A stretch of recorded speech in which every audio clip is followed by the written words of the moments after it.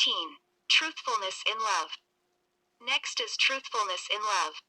Now the philosophers are agreed that love springs from the recollection of blessings. Ibn Abbas relates that the Prophet said, "Love God because of the blessings wherewith he nourishes you.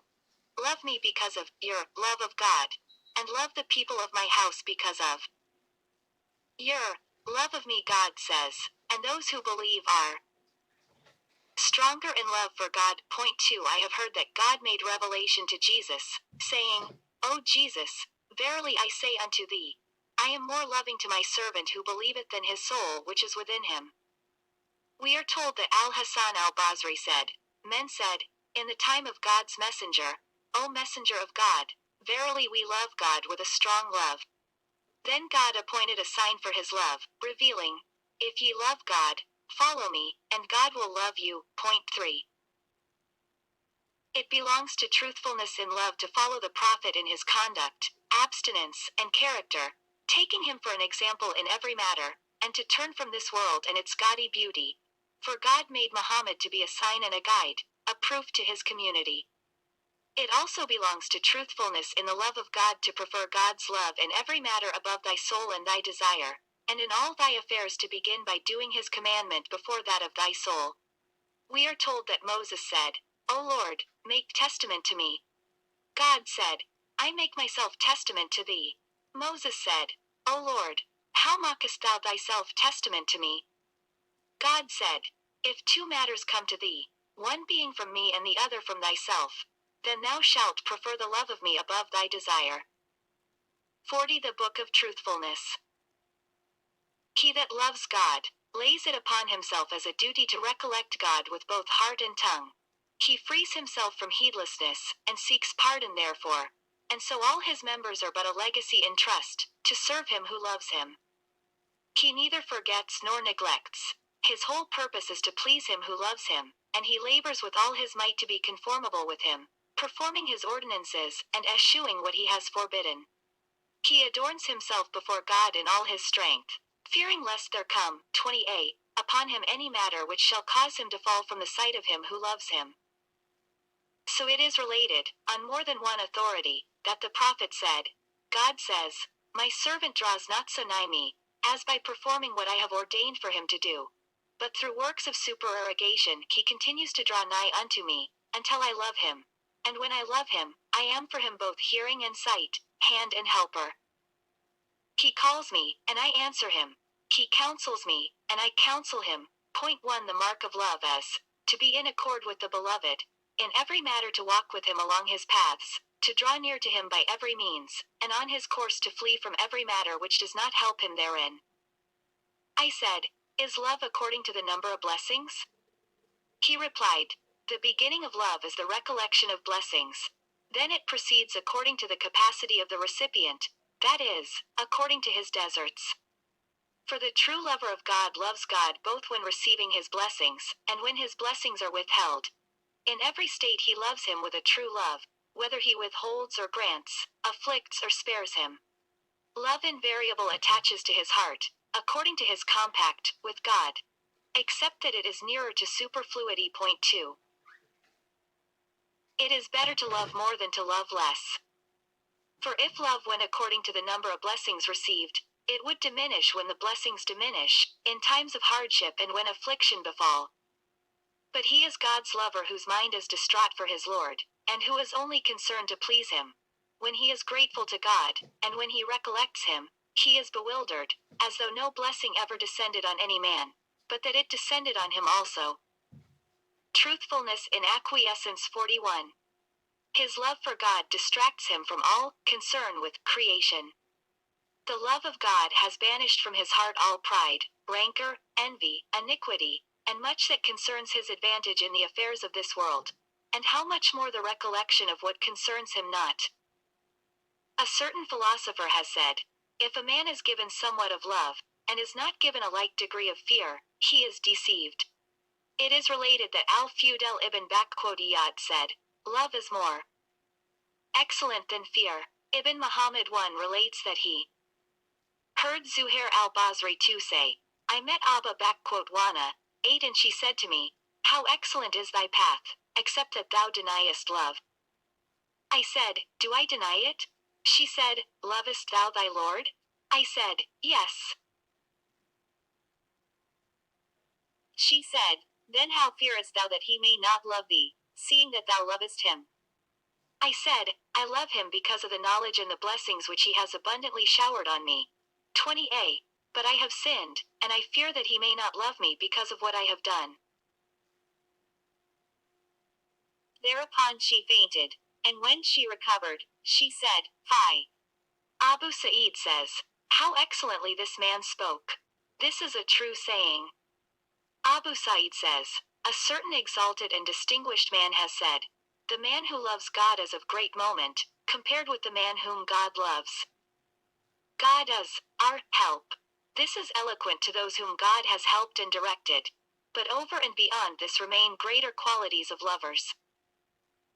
14. Truthfulness in acquiescence. Next is truthfulness in acquiescence with God. God says, Nay, by thy Lord, they will not believe, until they have made thee judge of that whereon they differ.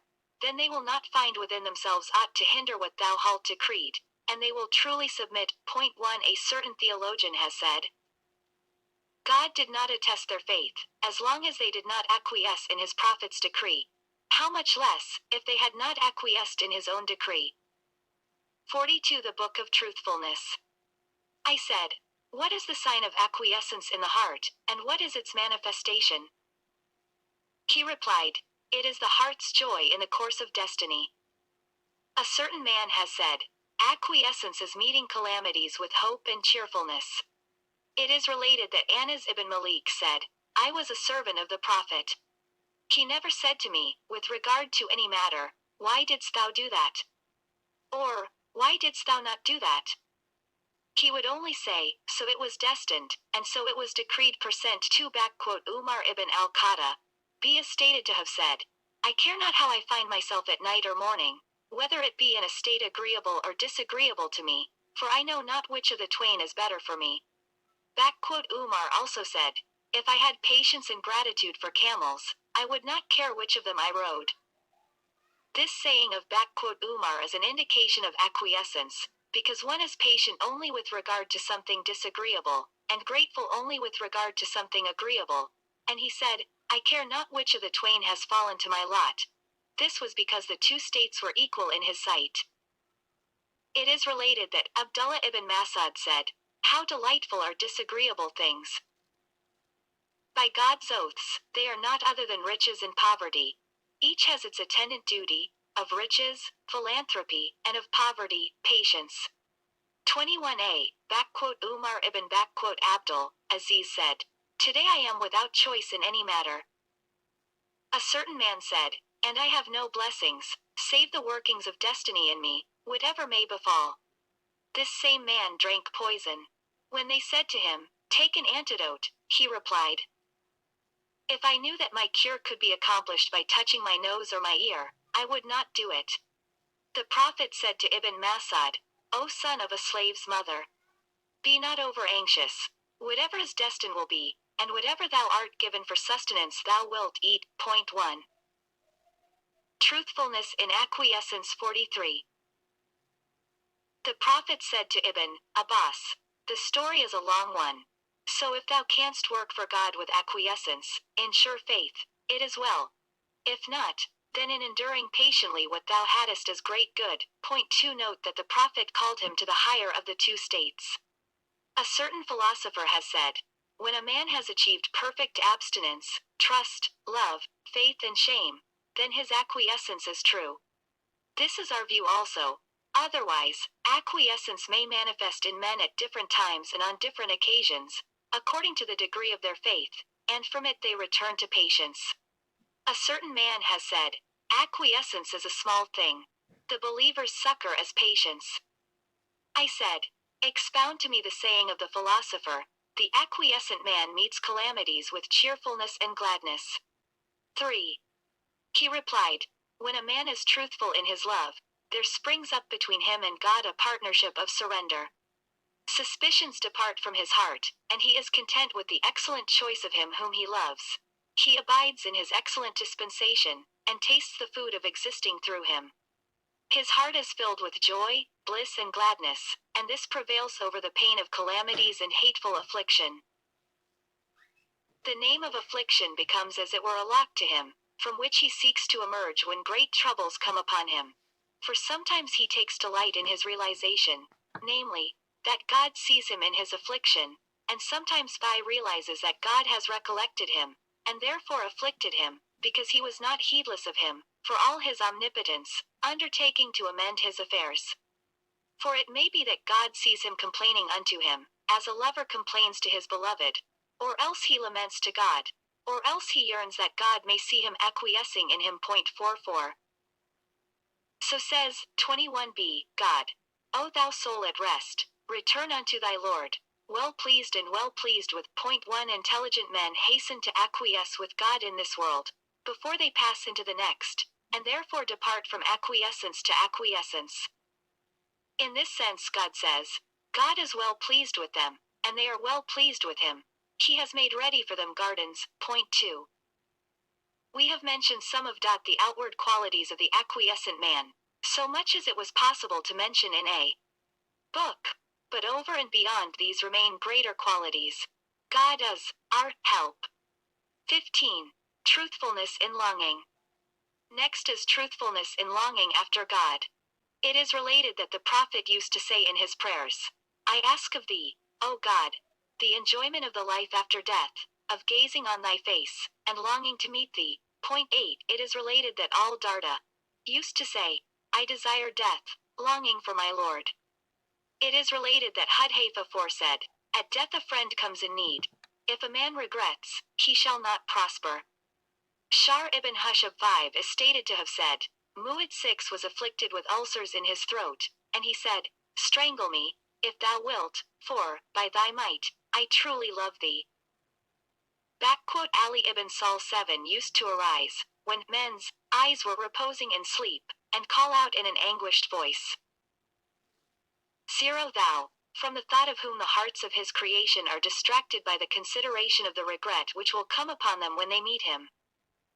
O thou, from the longing for whom the hearts of his servants are unmindful, though his hands were outstretched towards them before ever they knew him. Truthfulness in longing. 45.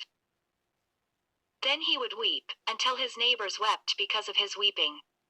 Then he would cry out, would that I knew, my master, how long thou wilt imprison me. Raise me up, my master, unto thy fair promise. For thou knowest what violent longing hath stirred me, and how long I have waited for thee.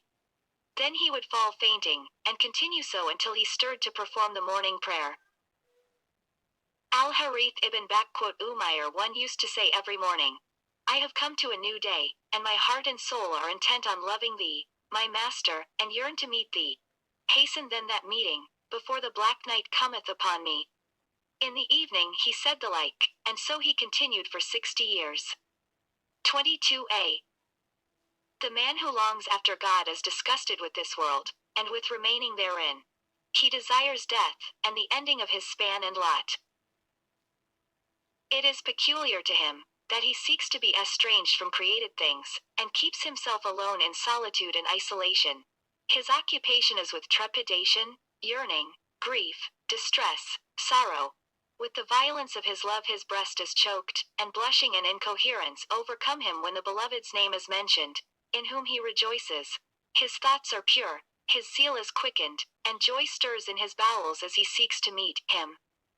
Astonishment comes upon him, surprise and bewilderment, at the very thought of attaining his expectation of the expected one, so that he utterly forgets all his portion in this world and the next, except the vision of him for whom he longs.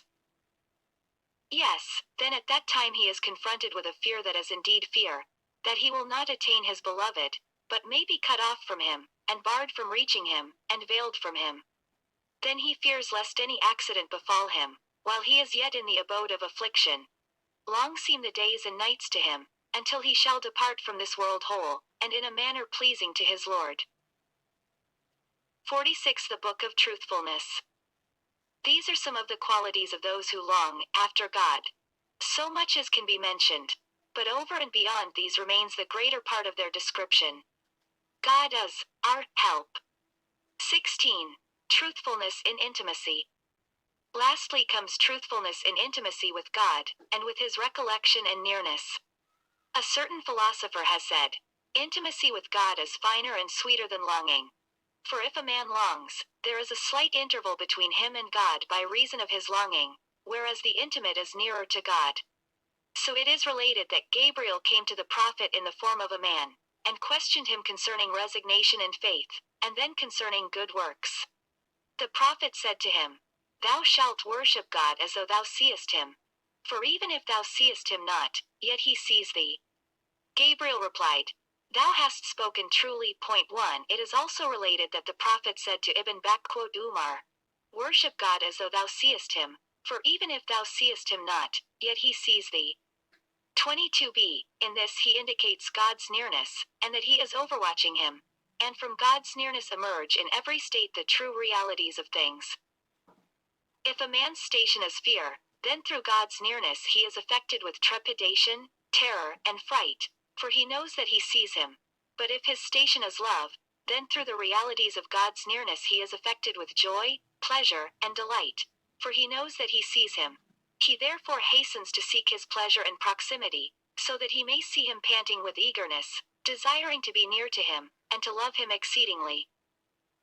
If a man is patient, then, at the time of his affliction and calamity, when he is made to endure for his master's sake things which will bring his reward nearer to him, he hearkens to the words of God.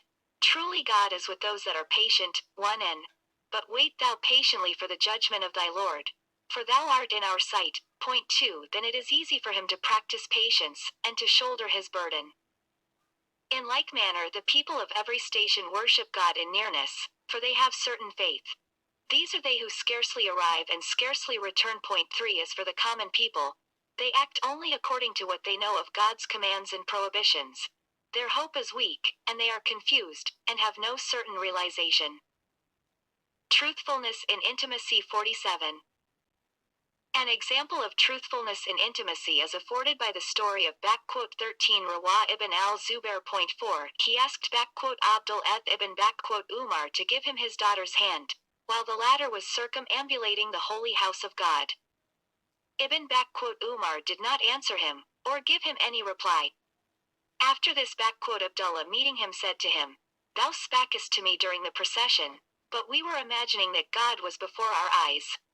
With the intimate it is as though he beholds that for which the longer longs. It is said that Abdul Wabit ibn Zayd al-Basri 5 said to Abu Asim the Syrian, Dost thou not long for God? The other replied, No. A man only longs for one who is absent. When the absent one is present, for whom shall he long? Abdul W.M. Lid said, His longing is ended. It is related that Dawud al-P. 161 of the Muslim leaders, 23a, concerning whose veracity and uprightness there is no doubt, also said, A man only longs for one who is absent. A theologian has said, They only said this because of the reality of their experience of God's nearness. It is as though they were with him, for they had with them an attestation which was never absent, and this, coming from God, brought them peace and quiet, and it was a mercy and a repose accorded to them aforetime in this world before departing to the next world. By God, if it was not this, then what was it that they received of God through his nearness? 48 The Book of Truthfulness. The mark of the man who is intimate with God and God's nearness is that he experiences in his heart God's recollection and his nearness to him, and does not lose this experience at any time or in any place, whatever his spiritual state may be. God and his nearness come to him before all else. This latter occurs when the light of God's nearness lodges in his heart. In that light he regards all things, and through that light he is guided to all things. So it is related that Amir ibn Tu said, I have never looked at a single thing, without God being nearer to me than it. These two are the qualities of the intimate, that he is disgusted with people and mankind, generally, and finds delight in solitude and loneliness. Being in a darkened house, he abhors a light when he sees one. He closes his door, and draws his curtain, and is alone with his heart. He grows familiar with his Lord's nearness, and becomes intimate with him, taking delight in secret converse with him. He frees himself from any visitation which might come upon him and spoil his solitude. Yes, then Ono may see him dismayed even by the shining of the sun, when it enters upon him at his prayers. Grievous to him is the company of other men, for they weary him. To sit with them and meet them is for him a grief and a loss. But when night covers him, and all eyes are sleeping, when every movement is stilled, and the senses of all things are quiet, then he is alone with his sorrow, and his disquietude is stirred. His sighs mount swiftly up, and long he moans, demanding the fulfillment of what his expectation promised him, and the benefits and loving kindnesses whereby he has aforetime sustained him. Then he obtains some part of his request, and a portion of his wants is satisfied. 23b. In the name of God, the merciful, the compassionate. Praise belongs to God, and peace be upon his servants, whom he hath chosen. Thus said the Esbalib, the Imam, the Gnostic, Abu Sa'(id Ahmad ibn al-Liharitz, God. Sanctify his spirit and illumine his grave. I said to a certain learned man one, inform me concerning truthfulness, its nature and meaning, as well as how it may be practiced, that I may be acquainted with it. He replied, truthfulness is a word embracing and entering into 11 meanings. Desirest thou that I shall answer thee briefly and summarily thy question, or that I should expound to thee both the theory and the practice, together with the stems from which the branches spring? I said, I desire both these things together, that it may be for me at once a theoretical knowledge, a practical science, and a help in life. Point 2. He replied, if God wills, thou shalt be guided aright. Know first that a disciple, if he have a strong faith, and desires to walk in the way of salvation, must be acquainted with three principles, that he may practice them. For thereby his faith will be strengthened, its inward realities standing firm, and its branches being established. 8. While his acts will be pure and sincere, if God wills. The first of these principles is sincerity, in accordance with God's words. So do thou worship God in sincerity of. 2. The Book of Truthfulness. Religion, for verily, God says the sincere religion. Point 1. God also says, then call ye on God, being sincere to him in your religion. Point 2. God said to Muhammad, God bless him and give him peace. Say, verily I am bidden to serve God, being sincere to him in religion. Percent 8. Again God says, say, God do I worship, being sincere in my religion to him. God also says, and mention in the book Moses, verily he was sincere, and he was a messenger, a prophet. Point 6. Such sayings as these are many in the Quran, but this will suffice. The second is truthfulness, in accordance with God's words. O ye who believe, fear God, and be with those that are truthful. Percent 6. God also says, if they were true to God, it would be better for them. Point 7. Again, God says, men who have been true to their covenant with God. 5:8. And again, and mention in the book Ishmael, verily he was true to his promise. 9. And again, that he might ask the truthful of their truthfulness. 1 degree. And again, truthful men and truthful women. Point 1:1 in the Quran as much of this. The third is patience, in accordance with God's words. 0. Ye who believe, be patient, and vie in patience. Point 7:2. God also says, and if ye are patient, it is better for the patient. 6. Be thou therefore patient, but thy patience is only in God. Percent as again, God says, and be thou patient in the judgment of thy Lord, for verily thou art in our sight. 14. And again, and be patient with what they say, and flee from them decorously. 16. And again, and hold thyself patient with those who call unto their Lord morning and evening, desiring his face. 16. And again, and be ye patient, for God is with the patient. 17. And again, and give good tidings to those that are patient. 18. For God in the name of God, the merciful, the compassionate. 3. Such good tidings shows his special grace to them. This is frequent and affirmed in the Quran. These three words bear various meanings, and enter into all actions. Indeed, no act is complete without them. And if any act is lacking in them, that act is imperfect and incomplete. Nor is any of these three principles complete without the other two, and so long as one of them is lacking, the others are void. Sincerity is not complete, save there be truthfulness therein and patience thereover. Patience is not complete, save there be truthfulness therein and sincerity therein. Truthfulness is not complete, save there be patience thereover and sincerity therein. The first of all acts is sincerity. It is also thy bounden duty to believe in God, and to know, affirm, and bear witness that there is no God save God only, who has no partner, and that he is the first and the last, the outward and the inward, one the creator, maker, former, provider, dispenser of life and death, unto whom do things return, 2. That Muhammad is his servant and messenger, bearing truth from the truth.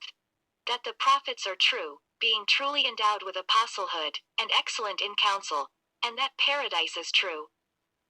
And the resurrection, and the return to God, who forgives whom he pleases, and punishes whom he pleases. Point 3. This must be thy inward belief and spoken profession, without doubt or hesitation, thy heart being at rest and acquiescing in what thou halt averred and affirmed, so that there shall not occur to thee, in respect of all that has come from God upon the tongue of his prophet, any doubt concerning all that he has mentioned on his Lord's behalf.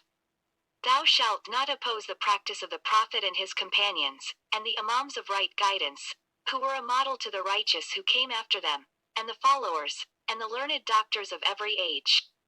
Thou shalt follow in all this the community of true believers, being sincere therein to God alone, and seeking not but God, that thy resignation and thy faith and thy belief may be perfect. For the Book of Truthfulness. 1. Truthfulness in sincerity.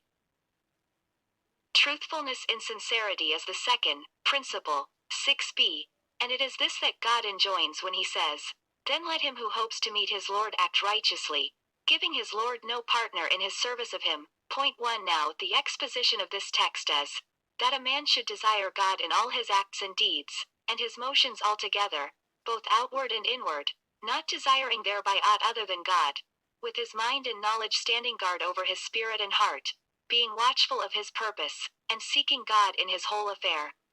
And that he should not love the praise or applause of others, nor rejoice in his acts performed before his fellows. Rather, if aught of this occurs to him, he will be on his guard against it with swift revulsion, and will not acquiesce in it. And when any man applauds him, he will praise God, because he protected him, when he assisted him to do what good thing his fellows saw him engaged upon.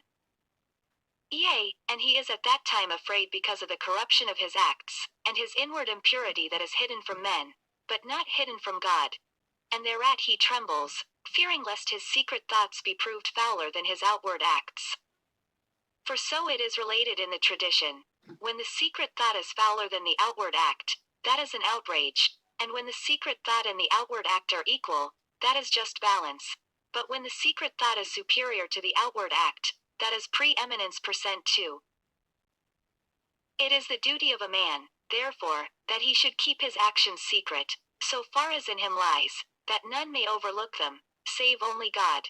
So will he the sooner attain God's good pleasure, gain an ampler reward, draw nearer to salvation, be more secure against the wiles of the enemy, 8. And be further removed from faults.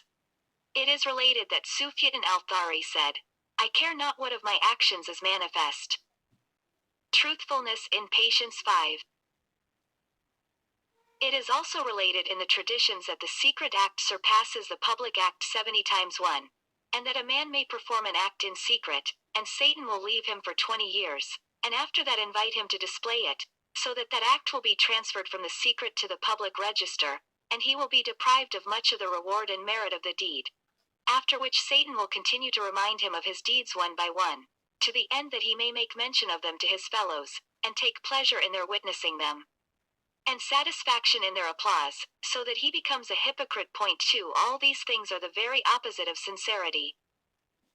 Now this which we have mentioned is merely a general summary of sincerity, which every creature must know and practice, and of which none should be ignorant. Over and beyond this remains, 7a, a superlative degree of sincerity, which a man will attain, when he is once firmly established in these principles. I said, And then what? He replied, so much as can be mentioned thereof as this, that a man should not hope save for God, nor fear save God, nor adorn himself save unto God, and that he should not be affected by any man's fault-finding for God's sake, nor care who is angry with him, so long as he faithfully follows the course wherein God's love is, and his good pleasure. As for what remains to be told, to wit the supreme perfection of sincerity, this is still greater. So much, however, will suffice for the instruction of disciples now treading the path. 2. Truthfulness in patience. Next is truthfulness in patience. Now patience is a word with several meanings, both outward and inward. As for its outward significations, these are three. The first is patience in performing God's ordinances in every state of life, in hardship. 1. Non-canonical. 2. Non-canonical. 6. The Book of Truthfulness. Or in ease, in security or in affliction, willingly or perforce. The second is patience in abstaining from all that God has forbidden, and in restraining the wayward inclinations and desires of the soul for such things as God does not approve, willingly or perforce. These two kinds of patience, which operate in their respective fields, are a duty imposed on all men for their performance. The third is patience in performing works of supererogation and pious acts, whereby a man is brought near to God, if he constrains himself to achieve perfection therein, because of the reward which he hopes to obtain from God. So it is related of the prophet that he said, among other sayings of divine authority, in no way does my servant so draw near to me as by performing those duties which I have imposed on him, and my servant continues to draw near to me through acts of supererogation, until I love him. 1. There is also a fourth kind of patience, which consists in accepting the truth from any man who imparts it to thee, and admonishes thee unto it, accepting it because truth is a messenger from God to his servants, which they may not reject. For whoever declines to accept the truth, and rejects it, in reality rejects God's commandment. This then is the outward aspect of patience, which is binding on all creatures. Of this they may not be ignorant, for it is indispensable to them. Over and beyond this remains the exposition of the realities and perfection of patience, which is the concern of those that are patient, after they have become firmly established in the patience which we have mentioned. I said, what is patience in itself, and what is its manifestation in the heart? He replied, patience consists in enduring what the soul abominates, and it is manifested when something occurs, 7b, which the soul abominates. For then the soul drinks it to the dregs, banishing impatience, and refraining from publishing or complaining, concealing what has come upon it. It is related. 1. The famous Lja Cliff Cudsey, attributed by Massignon, essay, page 106, to Abi Dar. Truthfulness in Repentance 7. In the traditions, whoso makes public, complains. 1. Hast thou not heard the words of God? Those who repress their rage, and those who pardon men. 2. Seest thou not that such a man represses the thing which he abominates, and which his soul finds wearisome to endure, so that he becomes patient? But if he displays impatience, and requites him who has done evil against him, and does not pardon him, he goes forth from the bounds of patience. This, then, is upon this analogy. I said, wherein does the patient man find strength to be patient, and how is his patience perfected? He replied, it is related in the traditions that patience in enduring hateful things is of the beauty of sure faiths. It is also related that patience is the half of belief, while sure faith is the whole of belief. 4. Now the reason for this is, that when a man believes in God, and has faith in God's promises and threats, there arises in his heart a yearning for the reward which God has promised, and at the same time his heart is pervaded by a fear of the punishment which God has threatened. Then is his yearning true, and firm his resolve to seek salvation from what he fears, while his expectations are aroused, that he will obtain that for which he hopes. He renews therefore his quest and his flight. Fear and hope take up lodging in his heart. Then he mounts the steed of patience, and drinks its bitterness to the dregs. When this comes upon him, he proceeds to the accomplishment of his resolves, and is fearful lest they be not fully achieved. So there falls to him the name of patient. 3. Truthfulness in repentance. Truthfulness is a word with many meanings. The first part of truthfulness is truthfulness in turning to God in sincere repentance. God says, O ye who believe, turn unto God with sincere repentance. Point 6. 8. The Book of Truthfulness. God also says, and turn ye all repentant to God. O believers, that haply ye may prosper again. God says, God has turned towards the prophet and those who fled with him, and the helpers. Point 2. Now the first part of penitence is this: to regret any transgression against God's command and prohibition, and to resolve not to revert to anything which God abominates. Ever to be asking God's forgiveness, and to recompense every wrong done to the property and effects of others, making confession to God in them. To continue in fear and sorrow, trembling. 8a. Lest thou prove not thy sincerity. To be fearful lest thy repentance be not accepted, and not to be confident that God has not seen thee engaged in aught he abominates, and therefore hates thee. So Al-Hasan al-Basri has said, what shall make me confident that he has not seen me engaged in aught he abominates, and said, do whatsoever thou wilt, I will not forgive? It is also related that he said, I am fearful lest he cast me into the fire, and care not. I have heard that a certain theologian met a man, and said to him, hast thou repented? The other replied, yes. He asked, hast thou been accepted? The other said, I know not. The first said, depart, for I know. Another said, the grief of the bereaved mother passes away, but the grief of the penitent does not pass away. It is further necessary, to truthfulness of repentance, that thou shouldst give up all friends and boon companions who have assisted thee in setting at naught God's commandments, and that thou flee from them, and count them for enemies, unless they return to God. For God says, friends on that day shall be foes one to the other, save those who fear God. Percent 4. Truthfulness of repentance also demands that all wickedness shall depart from thy heart, and that thou beware of secretly yearning after the remembrance of aught from which thou hast turned to God. Truthfulness in self. Knowledge 9. God says, and leave the outward part of sin, and the inward part thereof. Point 1.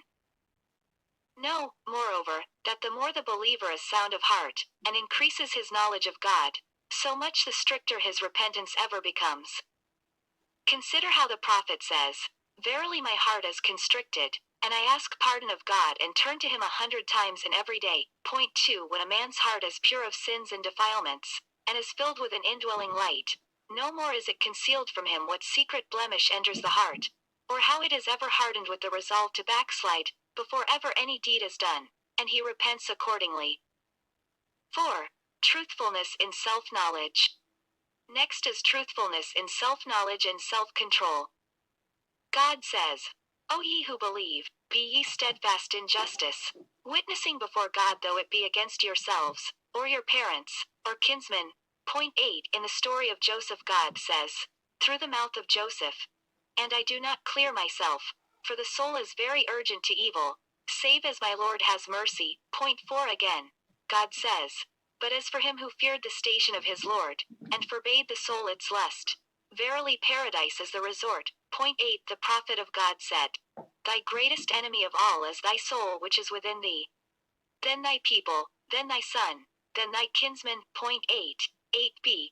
It is also related that he said, a soul, its braying and whining shall be its protection before God tomorrow. Someone asked, what is that? He replied, your souls which are within you. Point 7. 10. The Book of Truthfulness. The man who is truthful in his quest for God summons his soul to obey God, and to seek his pleasure, and if it responds to him, he praises God, and entreats it fair. So it is related of Abu Hurairah one that he was seen smoothing out something which he had spread on the ground. Being asked what it was, he replied, it is my soul. If I do not entreat it fair, it will not support me. If, however, such a man finds that his soul does not respond to him, to do what is pleasing to God, or if he sees that it is tardy, he denies it the things in life which it loves most, and opposes it in its desires. He makes war upon it for God's sake, and complains of it to God, until he amends it. He does not continue to revile it, while entreating it fair, and making mention of its faults, reviling it and all its actions of which he does not approve, and yet continue with it in doing what it desires. So it is related that a certain theologian said, I know that part of my soul's amendment is, that I should know that it is corrupt. It is enough sin in a man, that he should be aware of a fault in his soul, and yet not amend it, nor be turned from it to repentance. Another theologian said, If thou art truthful in thy self-condemnation, be not angry if another man condemns thee for aught. If thy soul wrestles with thee concerning any lust, or if thy heart is occupied with seeking for anything, be it unlawful to thee or lawful, do thou suspect it, as one that desires its amendment, and do thou prevent it therefrom, as one that desires its subjection. In refraining it from all pleasures, constrain it to hold fast to the example of those who have gone before. Point 2. It is certain that the matter concerning which it wrestles with thee is one of two things. Either it is unlawful, so that it would merit the wrath of God, or it is lawful, so that it would be compelled to stand long at the questioning. Point 3. Those who have quitted unlawful things have done so out of awe and reverence for God, while they withstood lawful things in a spirit of zeal and emulation. Truthfulness in knowledge of the devil. 11. Work therefore to wean thyself from both states. For if a man weans himself from this world, he shall be suckled by the world to come. And if he takes the world to come for his mother, he will desire to be filial towards it and to visit it, for so the children of this world are satisfied to take it for their mother, being filial towards it and laboring after it. Cast away from thy heart those that prefer this world, and dismiss them with friendly counsel. 9a, and warning. Beware lest thou lag behind the leaders.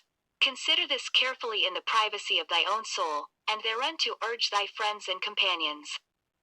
For the leaders girded their loins and bound up their skirts, bearing their heads in shanks.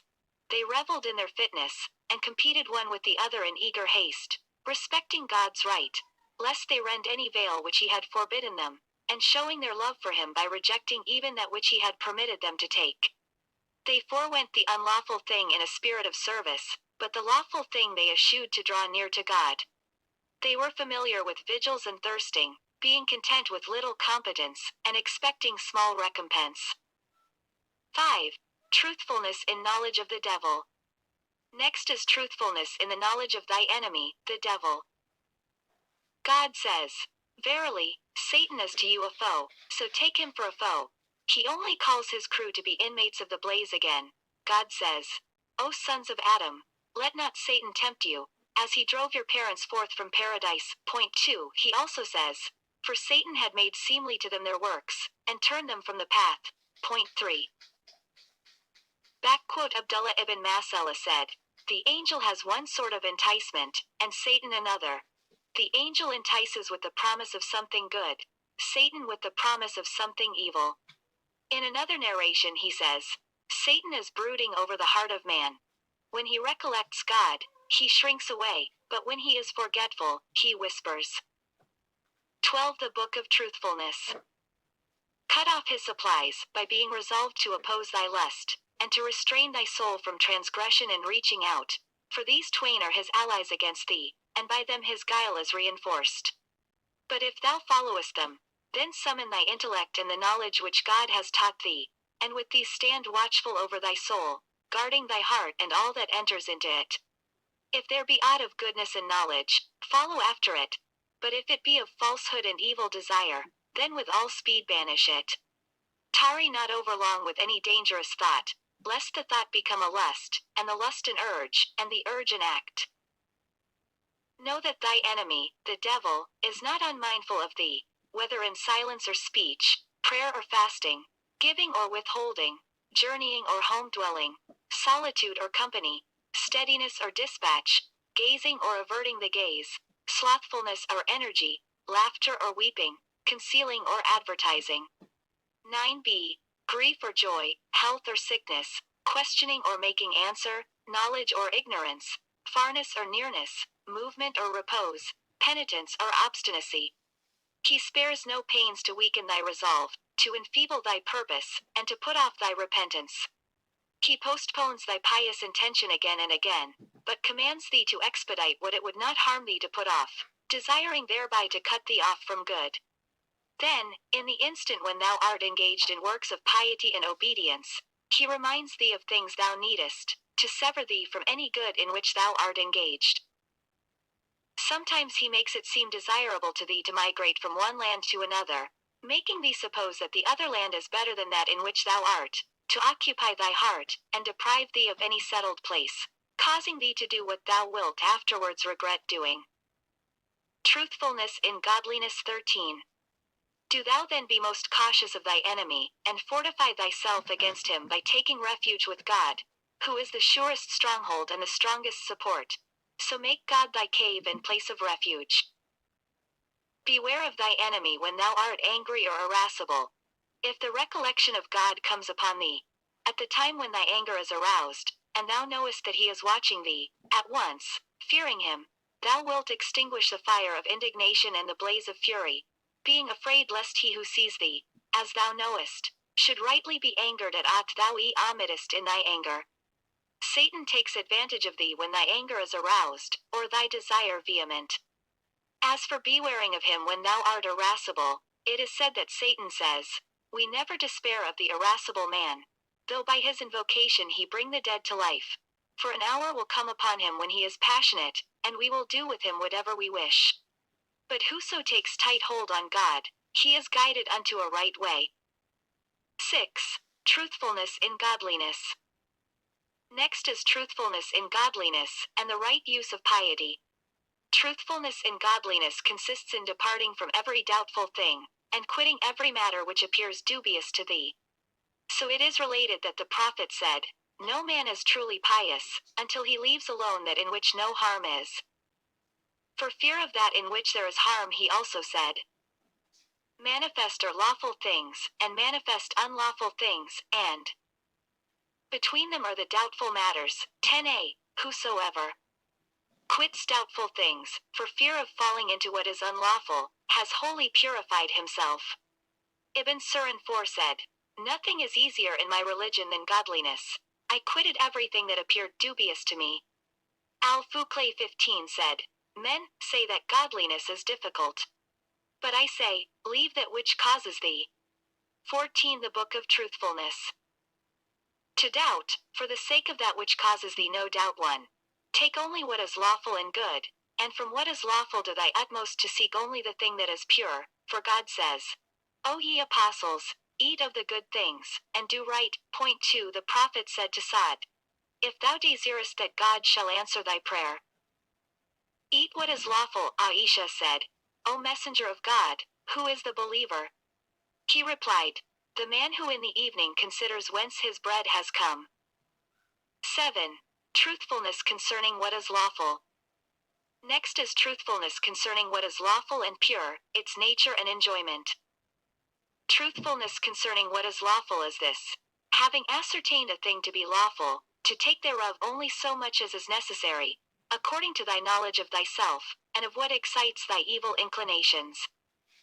Cast not on thy soul any burden above its strength, lest it be broken. Follow it not to its extravagant desires. Take as much as will sustain thee, avoiding meanness as well as extravagance, in what concerns food, dress and shelter. Beware of vain trifles, as thou fearest the reckoning and the long waiting. It is related that a certain man said to Ali ibn Abi Talib, O father of Hassan, describe to us this present world. He said, What is lawful thereof as a reckoning, and what is unlawful as a punishment, or a recompense. 5. When a man is weak, and some good thing comes into his possession, he keeps it to himself, and to any whom he is sustaining. If he expends any of it on charity, he does so fearing the while that, once it has left his possession, he will not be able to endure its loss with patience, and so will fall into an even worse state. Truthfulness concerning what is lawful. 15. Yet, while he keeps it to himself, he despises himself for hoarding it, because his soul has no trust in God, and will not rely on him instead of that thing. So he continues, until his purpose becomes stronger. I said, How is it that the prophets had possessions and lands, such as David, Solomon, Abraham, Job, and the like? How is it that Joseph was over the treasures of the earth? 1:10b. and Muhammad, and the righteous men after him? He replied, "This is an important question, involving a big issue. Know that the prophets, and the learned and pious men who came after them, were the trustees of God's secret in his earth, and of his commandment, prohibition, and knowledge. They were his depositaries, and for his sake counseled those whom he created and made.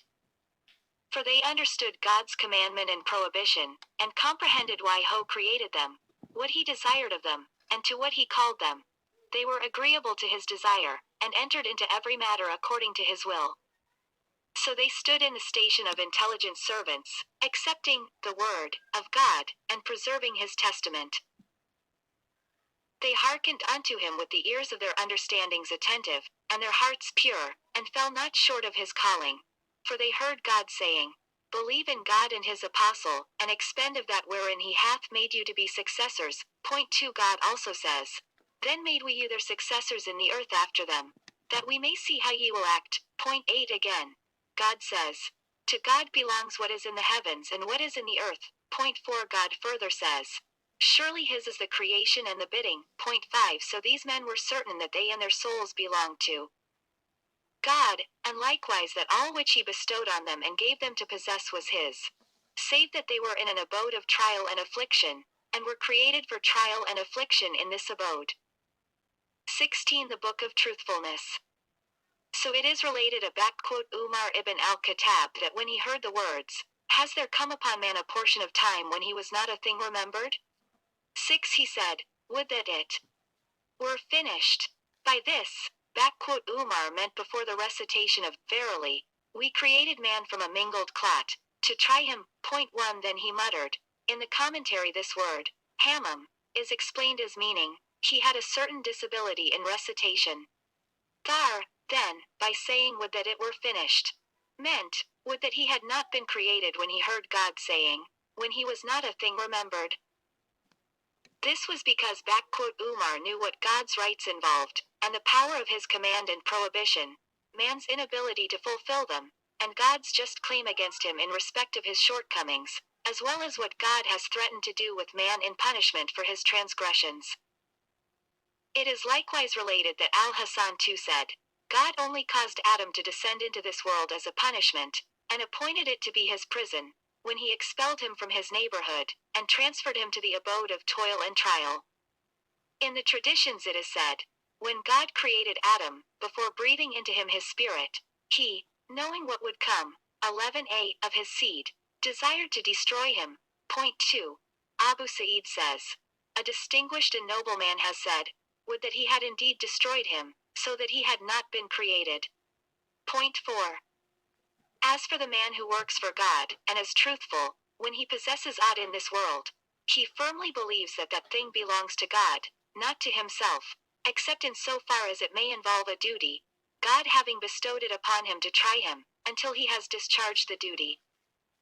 For a blessing is a trial, until man discharges his duty of gratitude therefore, using it as help towards obedience to God.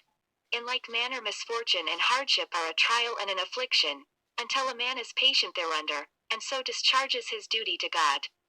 On this matter a certain philosopher has said, all theory is an affliction, until it is practiced. Truthfulness concerning what is lawful 17. God says, Who created death and life, to try you, 5. And again, and we will surely try you, until we know which of you strive strenuously, and which are patient, and test the reports concerning you. Point 1. The prophets, and the pious men who came after them, being made aware by God that Ho afflicted them in this world by means of plenty and the bestowing of possessions, put their trust in God, and not in their possessions. They were God's treasurers in respect of what he gave them to possess, spending it in fulfillment of their duties to God, without shortcoming or transgression or faintness. They assigned no contrary interpretation to God's purpose, and took no pleasure in their possessions.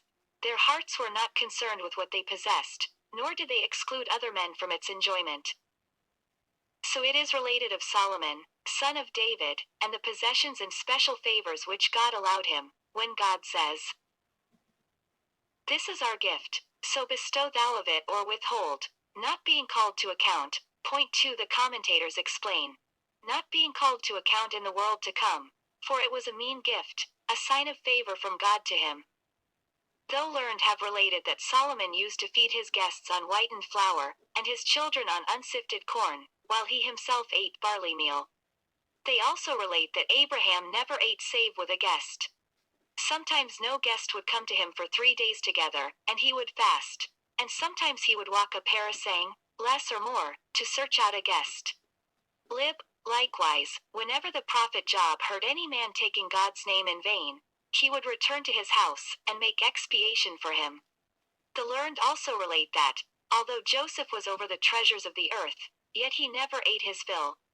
Being asked concerning this, he said, I fear to take my fill, lest I forget what it is to hunger. It is further related of Solomon, that one day the wind was supporting him, and the birds drew near to him, while jinns and men were with him. 18. The Book of Truthfulness.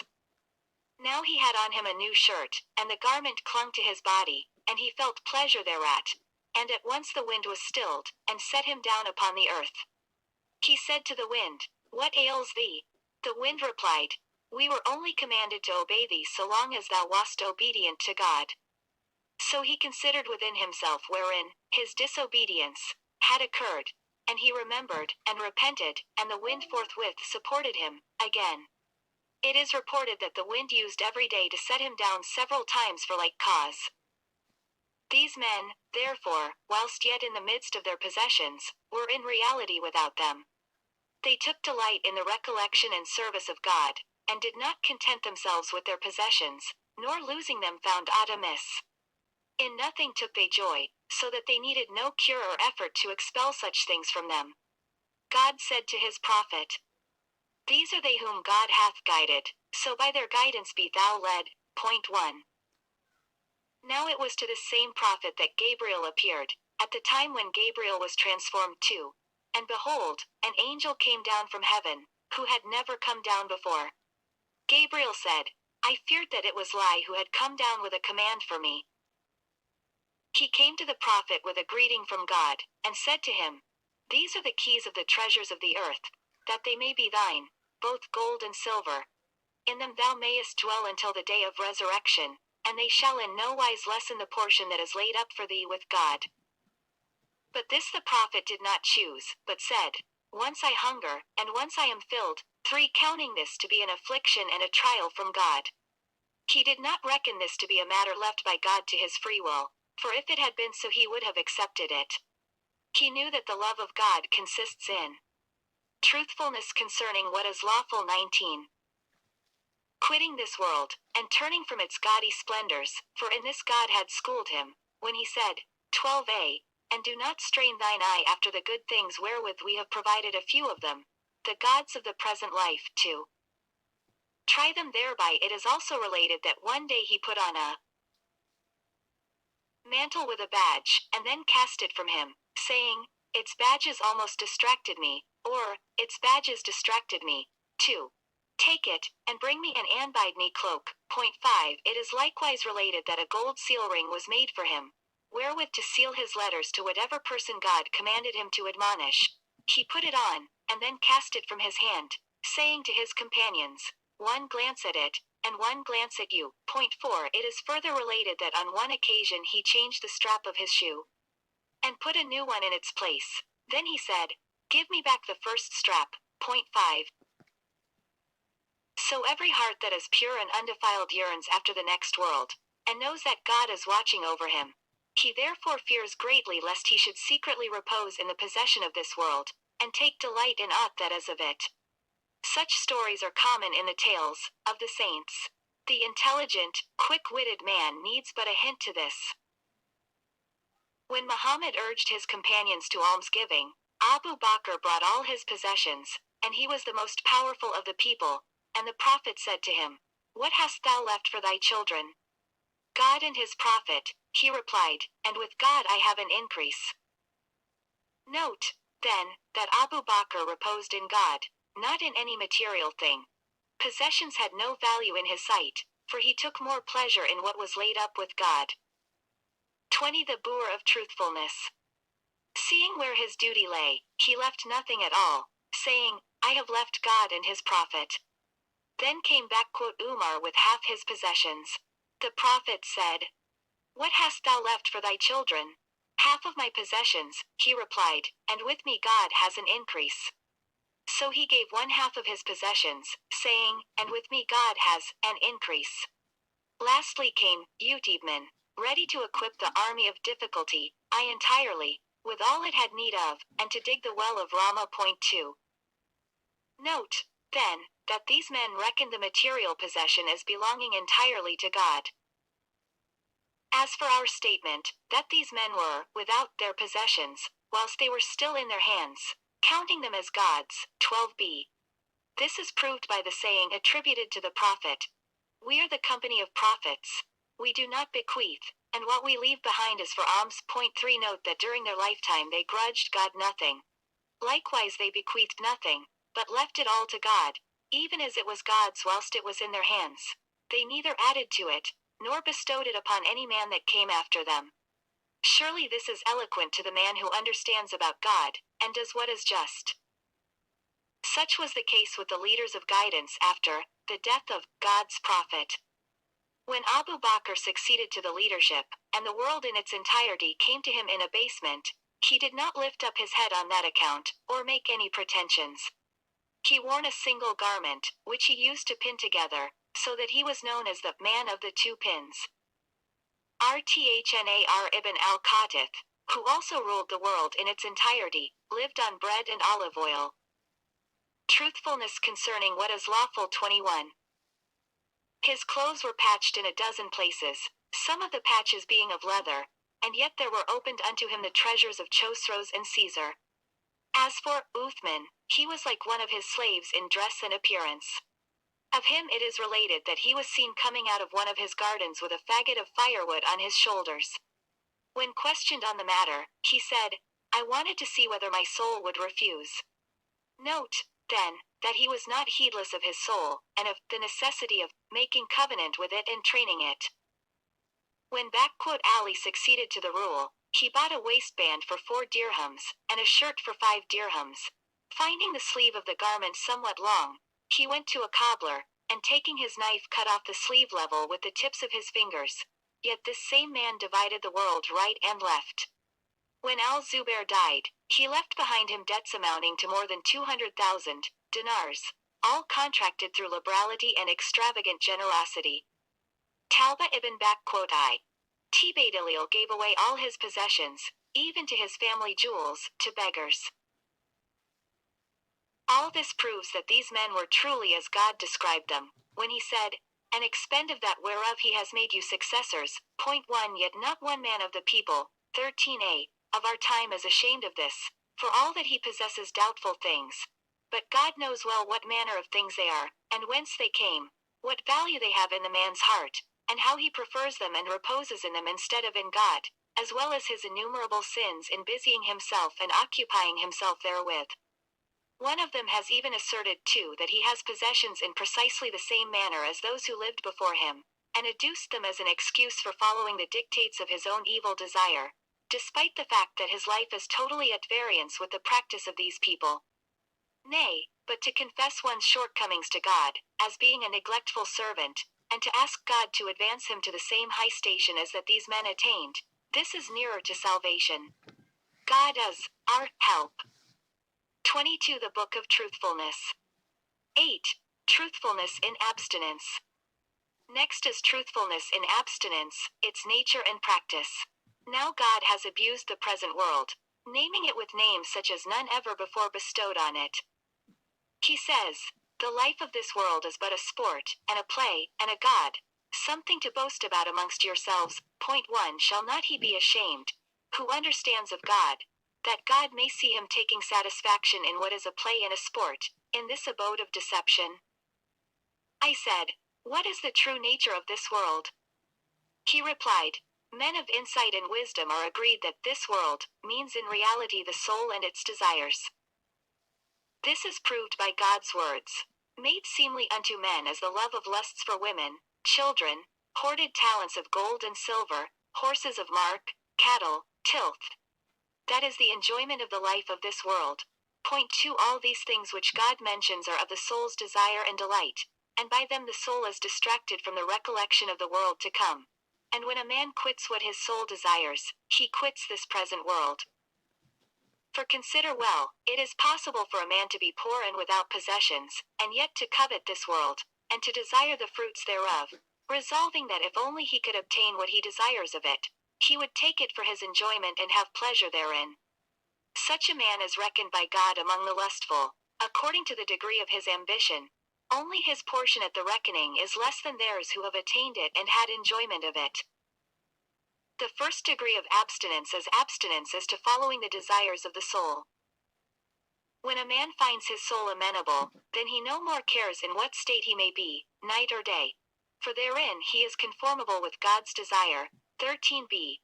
For that he opposes his soul, and prevents it from attaining its desire of lusts, pleasures, recreations, the company of friends and boon companions, men heedless of God, save only such as have been disappointed of the very thing which he himself desires. For truly it is a fault in a man to keep company with those who desire what he desires. Next, he takes only the bare necessities of food, drink, clothing, shelter, sleep, speech, talking, listening. He foregoes all longing for things of this world, and bewares of finding it agreeable. For the prophet himself has said, "This world is delicate and fresh, that man therefore pictures this world to himself as passing away, and foreshortens his hopes of it. He lives in expectation of death, and longs for the next world, yearning to make his lodging in that everlasting abode. To this end he labors, putting all ease from his heart in ceaseless reflection, and from his body in ceaseless service." This, then, is the first degree of abstinence. Truthfulness in abstinence. 23. Sufyan al-Thawri, 2 Waqi Ibn al-Jarrah, b. 2 Ahmad ibn Hanbal, 4 and others have said that abstinence in this world is the foreshortening of hopes, and this proves what the philosophers have said. For when a man restricts his hopes, he takes no pleasure, and so heedlessness is far removed from him. A certain sect have said, "The man who is abstinent in this world yearns after the world to come. He has set it up before his eyes, so that it is as if he sees the punishment and reward which are in it, and therefore he turns away from this world." So it is related that the prophet said to Eli Aratha 5, "How farest thou this day, O Haritha?" He replied, "Believing truly, O Messenger of God." "And what," asked the prophet, "is the truth of thy belief?" The other answered, "I have turned my soul away from this world. Therefore I have thirsted by day, and watched by night, and it is as though I behold the throne of my Lord coming forth, and the people of paradise taking joy together, and the people of hell making moan together." Then the prophet said, "A believer whose heart God has illumined. Thou hast known, so hold fast." 24. The Book of Truthfulness. A certain theologian has said, "Abstinence is when the value of things has departed from thy heart." Now abstinence in the matters of this world is a very delicate and hidden subject. Every man, 14a, has his own form of abstinence, according to the degree in which he knows God. If a man banishes from his heart the desire for this world little by little, so that he may see whither his abstinence is leading him, or if he is feeble in dealing with himself, and will not oppose his soul's desires, he has never turned from this world, and does not yearn after the world to come. A certain theologian has said, "The man who is truly abstinent in this world neither blames the world nor praises it, neither rejoices in it when it comes to him nor grieves for it when it turns from him."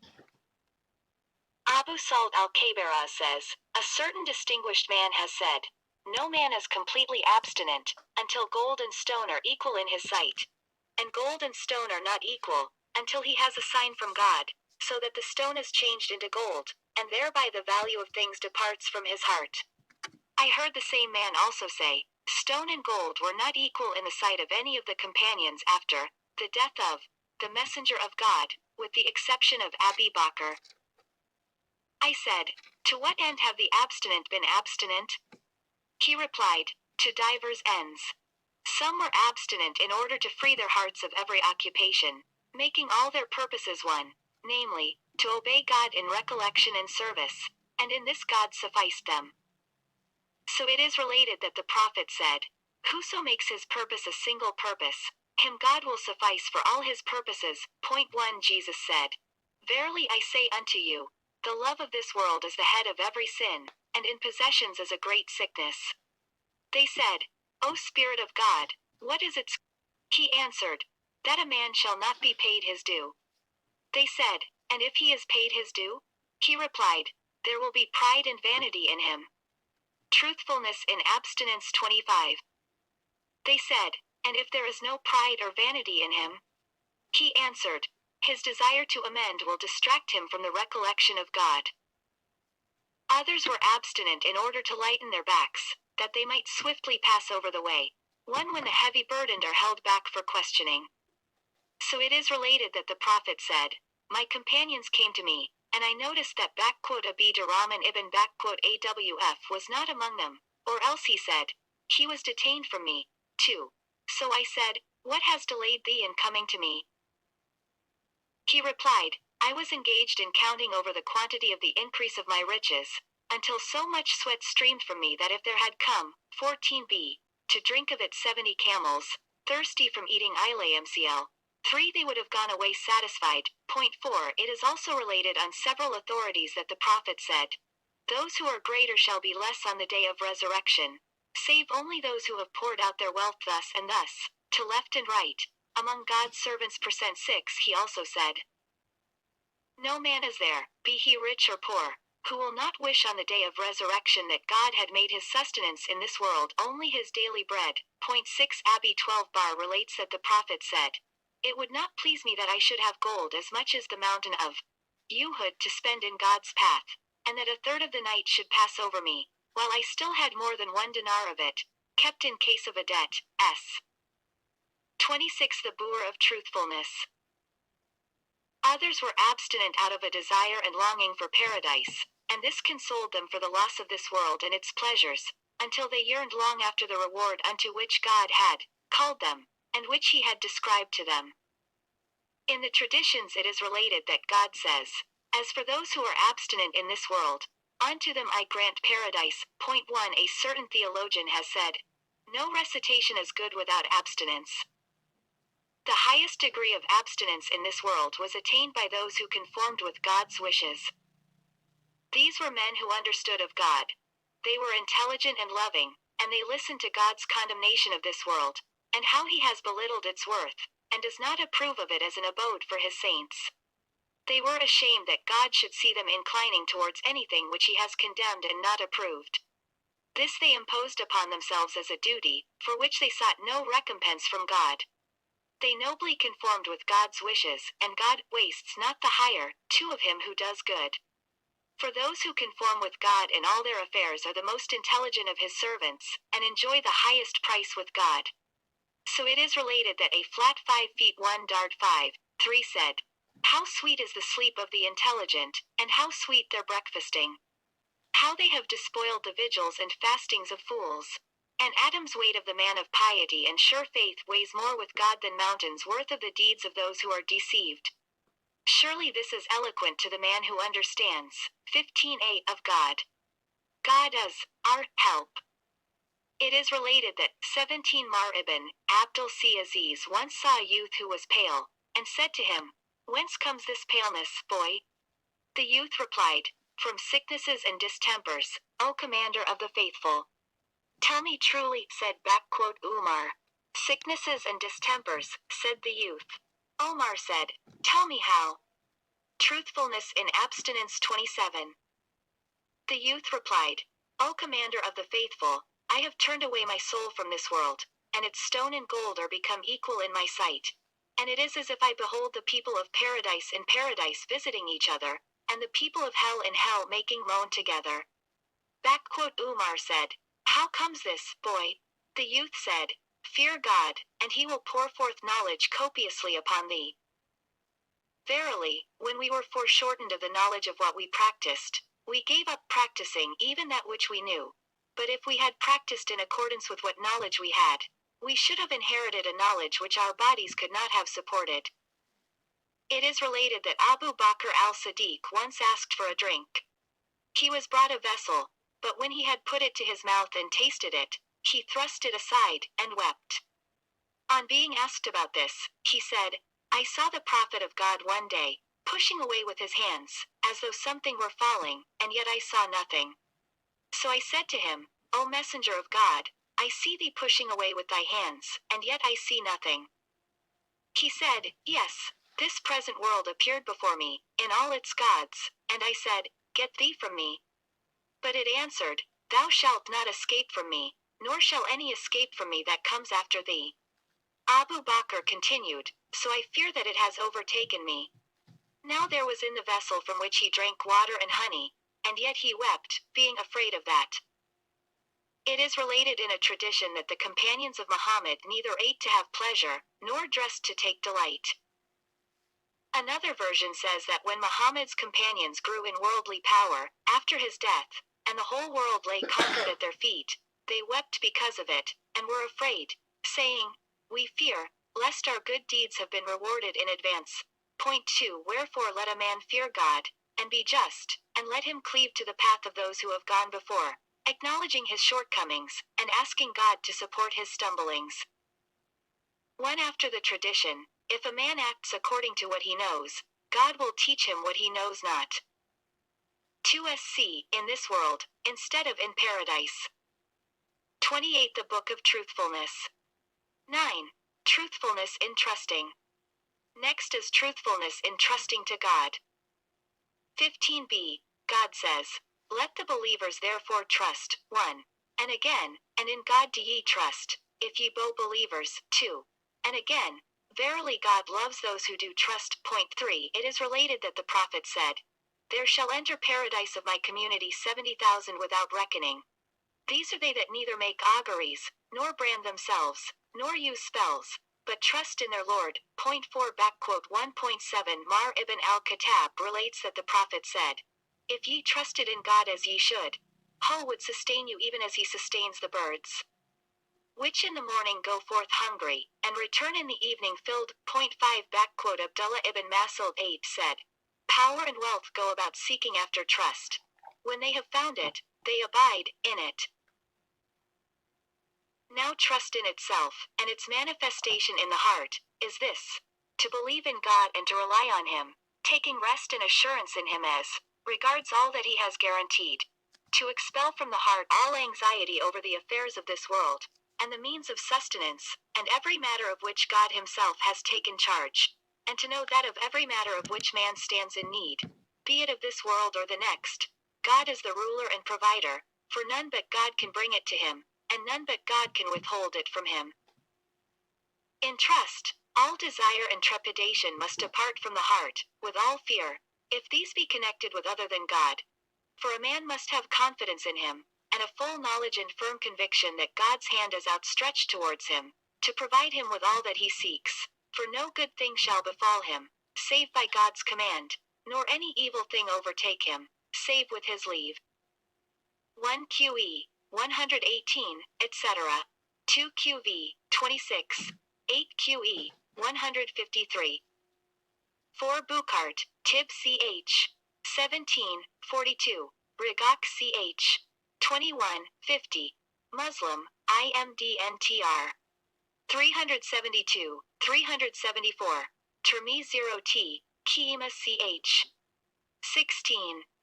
5 Ahmad ibn Janbal, I, pp. 30, 52. 6 Dite 32 or 33h. Truthfulness in trusting 29. So it is related that Al-Fudel said, The man who trusts in God, and has confidence in him, has no suspicion of him, and does not fear that he will desert him. So, when a man trusts in God, and God gives him to possess anything of this world, and aught thereof remains over with him, he does not lay it up for the morrow, save with the intention that the thing belongs to God, and is in trust for God's rights, and that he is a treasurer of God. Then, when he sees a fitting occasion, he quickly brings it forth, and expends it on succoring others. For in all that he possesses, he and his brethren have equal rights. This is binding upon him in the first instance only in respect of members of his household, and near relatives, and men of piety, and then in respect of the whole community of Muslims, whenever he sees them to be in a state of dire need. 16a. He changes their deficient circumstances.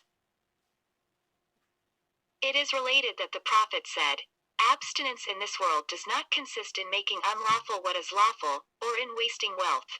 True abstinence in this world is this, that thou shouldst have greater reliance in what is in God's hands than in what is in thy hands, and that, when any misfortune befalls thee, thou shouldst rejoice more in the reward which it brings thee, than if it had been removed from thee." Point 1. Bilal 2 said, "I once came to the prophet with a date, and he said to me, 'What is this?' I said, 'Something which I have stored up for thy breakfast.' He said, 'Spend, Bilal, and fear not that he who sits upon the throne will suffer thee to want. Didst thou not fear that this will wreak in Gehenna?' 8. Aisha is reported to have said, 'I am not like Asma,' meaning her sister. 'Asma takes nothing for the morrow, but I collect one thing for another.' It is also related that one day she was raising her arm and scattering dirhams, when her maidservant said to her, 'Wilt thou not leave 1 dirham for some meat?' She replied, 'Why didst thou not remind me?' Aisha relates that on the night of the Prophet's last illness he appeared all the while to be terrified, and in the morning he said, 'What has that, Duhayba 1, a small piece of gold, done with me?' Now its value was 56 dirhams. Then he said, 'Bring it forth, for what would be Muhammad's thoughts, if he met his Lord with that in his possession?' 2. Masruq 8 is reported to have said, 'I am never more confident in God than when my servant girl says that we have nothing in the house.' 30. The Book of Truthfulness. I said, 'Does trust in God exist along with secondary causes, or by severing connection with secondary causes?' He replied, 'By severing the greater part of secondary causes, for then one passes direct to the causer, and rests in him.' I said, 'Does the trustful man undertake any cure or medical treatment?' He replied, 'This matter has 3 different aspects. A certain sect of men God has chosen, to have nothing to do with either cures or secondary causes, for the Prophet said, "There shall enter paradise of my community 70,000 men without a reckoning. These are they that neither brand themselves, nor use spells, but trust in their Lord." The Prophet also said, "He does not trust, who brands himself and uses spells." Point 4 again, he said, 16b. If a man is turned back by an evil omen, he has associated himself with unbelief. Point 5 Nevertheless, the Prophet commanded the use of drugs and spells, and the making of incantations, and even ordered that Ubay ibn Ka'b(b's 8 veins should be cut. But this is explained by al-Mudaira ibn Abba (Bati thus. Of the 70,000 whom the Prophet specially chose, those who branded themselves and used spells were not trusting. Some theologians have interpreted the matter in the same fashion. Apart from this, everything that is lawful to other men was lawful also to them, and in no way vitiated their trust in God. For they possessed both intellectual and spiritual knowledge, and their eyes were turned to the Lord of sickness and cure, who at his will either harms or profits by the cure. Truthfulness in trusting 31. For many a man has sought to be cured by a remedy which has proved to be an augmentation of his sickness, and many a man has died of his remedy, or of the cutting of a vein. Many a man has sought to be healed, and has hoped to be helped by the very thing which has proved his undoing, or has feared to be harmed by the very thing which has saved him. The truthful man, who confides and trusts in his Lord, does so because he knows that he is sufficient for him, above all that he has created. He does not miss anything which God has withheld from him, because God is sufficient for him, and he attains his purpose. Point 1. I said, "What of the man who says, 'I trust in God that I may be defended from evil'?" He replied, "This saying must mean one of 2 things. Either he means that God will defend him from all that causes impatience and fretfulness through the gift of trust, without any change in the course of events as destined by God. This is our view, and the view of those who believe in predestination. Or else he means that God will defend him from whatever he may pray to be defended against, no matter what it may be, as with the man who said, 'Wild beasts will not devour me because of my trust in God, and whatever comes to me of my own seeking will also come to me without seeking. For trust protects me against everything that causes me to fear, if I pray to God to defend me.' A saying which need not astonish us, for sometimes the man who trusts in God is defended, and sometimes he is not, and yet his trust is in no way impaired. I said, "How is this? Explain this to me somewhat." He replied, "Very well. When John the son of Zechariah was slaughtered by a cruel woman on a charger, he did not trust in God one. And when Zechariah was sawn asunder with a saw, he did not trust in God. And so with all the prophets who were slain, or made to endure suffering. 17a. And yet they were of all men the most powerful in faith, and the most truthful. So Muhammad, when he fled to the cave with Abu Bakr, and they hid there too, and when the polytheists broke his tooth, and dabbled his face with bloods, he did not trust in God. For consider, true trust consists in leaning upon God, and resting in him, and then in submitting to his command. For, he does whatsoever he wills. Point 4. 1 QE, 65. 32 The Book of Truthfulness. Abdullah ibn Mas'ud is reported to have said that God's words, "And whosoever trusts in God, he is sufficient for him. Verily God will attain his purpose." 6 mean, he is fulfilling his purpose. While God bath set for everything a measure, means, a term, a limit which the man reaches. The trustful man would not say, "My need will be fulfilled." This interpretation of Ibn Mas' "fit" implies that the man who trusts in God seeks refuge in him, knowing that the matter will not be accomplished, save on the part of God, who by his own power gives and withholds. The man who trusts in God takes it not amiss when aught is withheld, and by his trust does not seek to extort a gift. For greed does not determine whether a thing is given or withheld, but it is God who both withholds and gives. Sometimes a man is given a thing because of his trust, and sometimes the thing is withheld in spite of his trust. It may happen that one will see the Magian, the infidel, the atheist, the sinner, the waster, the liar, the unbeliever, the mocker, all disbelieving, and yet having their needs fulfilled, while the trustful man, who is filled with truth and firm belief, will not have a single need fulfilled, so that he dies in misery and contempt. Truthfulness in fear. 33. Trust, then, consists in giving up being satisfied with the material things of this world, and in banishing both the appetite for and the despair of created beings.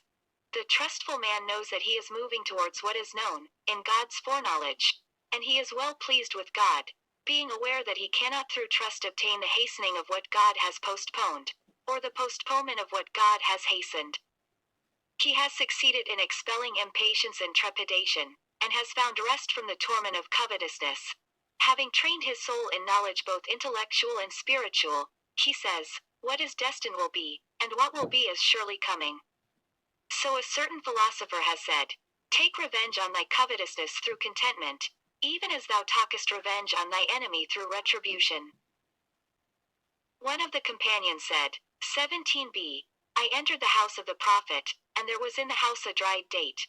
And the prophet said, "Take it. If thou hadst not come to it, it would have come to thee." Point 1 Muhammad ibn Yaqub 2 relates that he was told by Alunid ibn Hanbal, who had it on the authority of al-Muwalli 3 via Marwan ibn Muawiyah, 4 that Anas ibn Malik 5 said, the prophet was given a number of birds as a present. He gave a bird to a maid servant to eat, and on the morrow she brought it to him. He said, "Have I not forbidden thee to lay up provision for the morrow?" 6. It is indispensable for every man to know this much about trusting, but the supreme perfection of trusting is mightier than this. 34 The Book of Truthfulness. 10. Truthfulness in fear.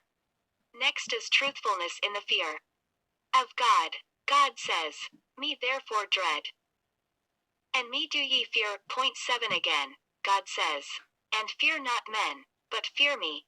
8. And again, they fear their Lord above them. 9. And again, so none fears God of his servants save those that know. 1. And again, nor shall ye do a work, save that we be witness over you, when ye are engaged therein. 2. And again, he knows what is in your souls, so beware of him. Point 13 The prophet said to Ibn Abbas 4. Fear God, as though thou seest him. Point 2. Now as for what stirs up fear, until it lodges in the heart, this it is, to be continually in awe of God, both secretly and openly, knowing that God sees thee, and that none of thy motions, be they outward or inward, is concealed from him. Then he has a high place with thee in all thy motions, both inward and outward, so that thou art cautious lest he see in thy heart aught that he likes not and does not approve, and keepest watch over thy intention, since he knows what is in thy soul. If a man keeps it firmly fixed in his heart, during all his motions, that God sees him, and then, with God's help, turns from whatever displeases God, his heart will be pure and illumined, and fear will lodge therein. He will continually beware of God, and in all his states he will be afraid. God's commandment will take a large place in his heart. Through God he will not be affected by the reproach of any man, and for God's sake every man who sets at naught God's commandment will be small in his sight. The account of fear is long. These are its principles, which if a man uses them will bring him to the realities of fear. This is the outward aspect of fear. Over and beyond this remains the greater part of its quality. 18a. 11. Truthfulness in shame. Next is truthfulness in the shame of God. It is related that the prophet said, "Shame is of faith." Point 6. Truthfulness in shame 35.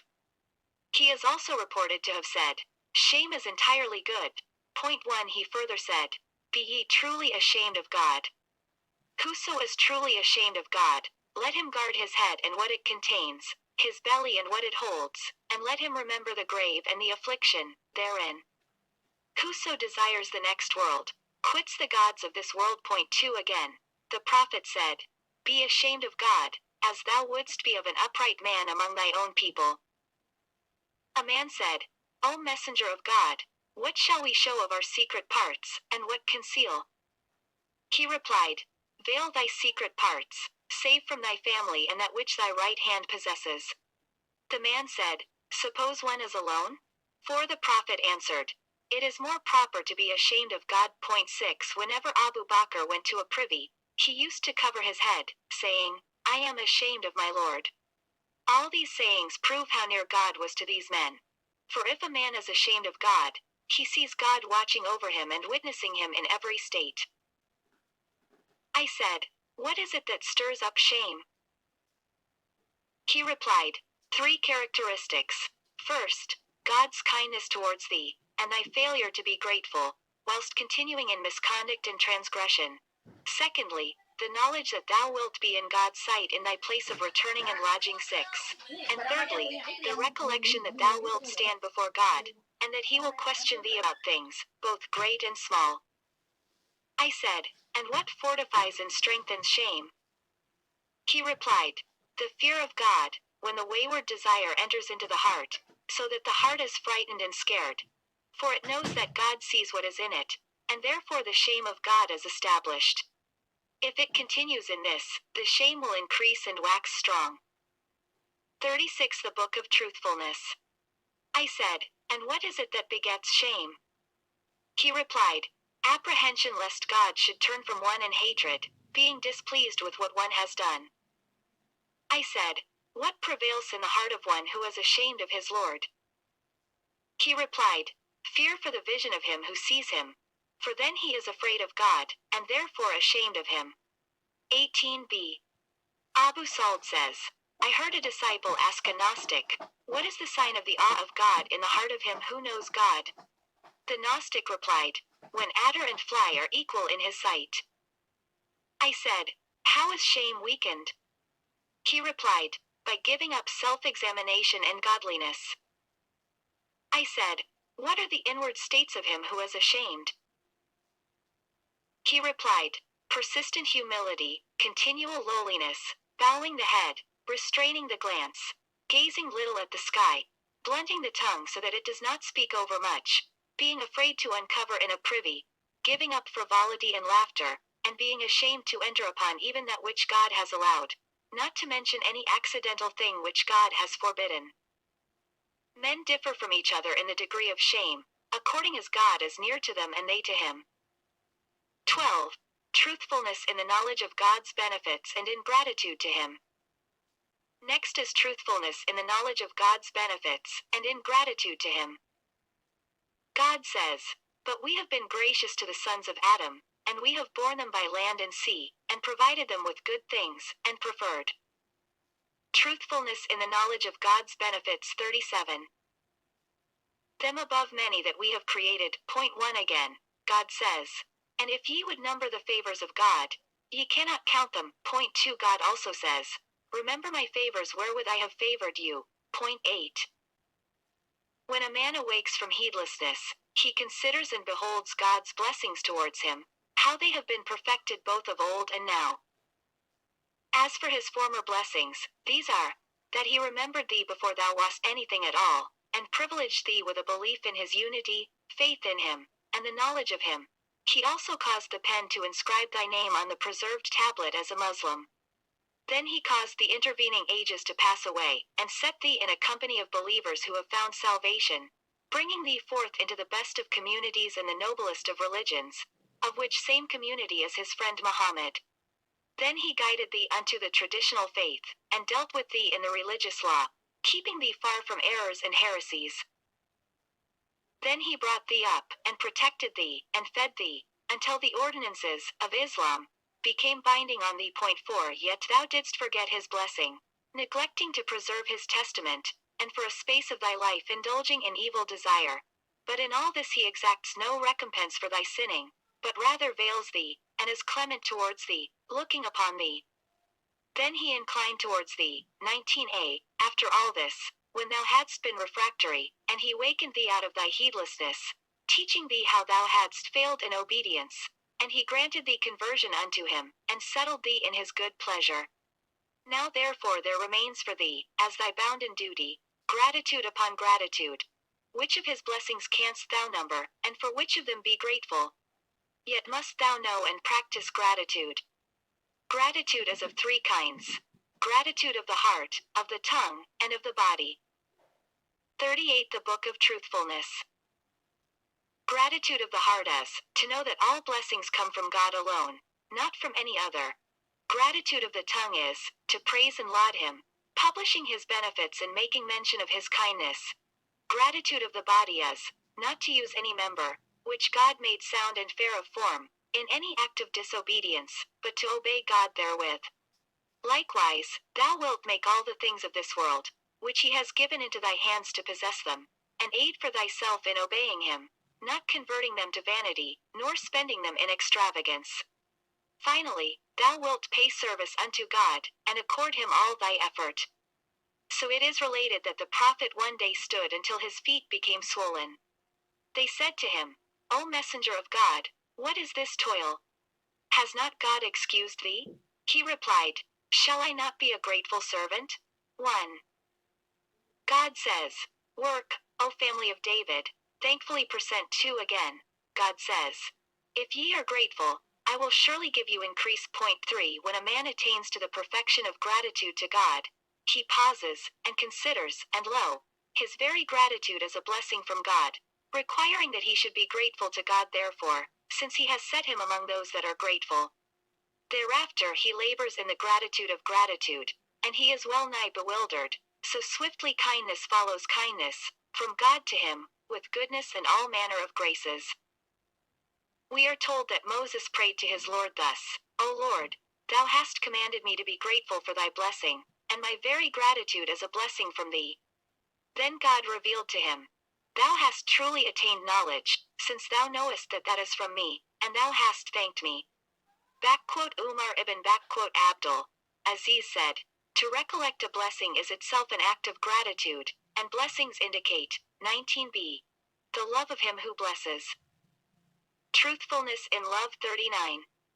Epilogue 49. Moreover, the intimate feels no dismay in places where other men are afraid. Alike to him are habitation, wilderness, desolation, society, and loneliness. This is because of the overwhelming sense of God's nearness which comes upon him, and the sweetness of his recollection. These prevail over all other impacts, whether outward or inward. This is the outward aspect of intimacy, so much as can be mentioned. Over and beyond this remain stations of intimacy greater and mightier than may be set down in a book, except that some hint of it may pass in conversation with those who have experienced it. God is our help. Epilogue.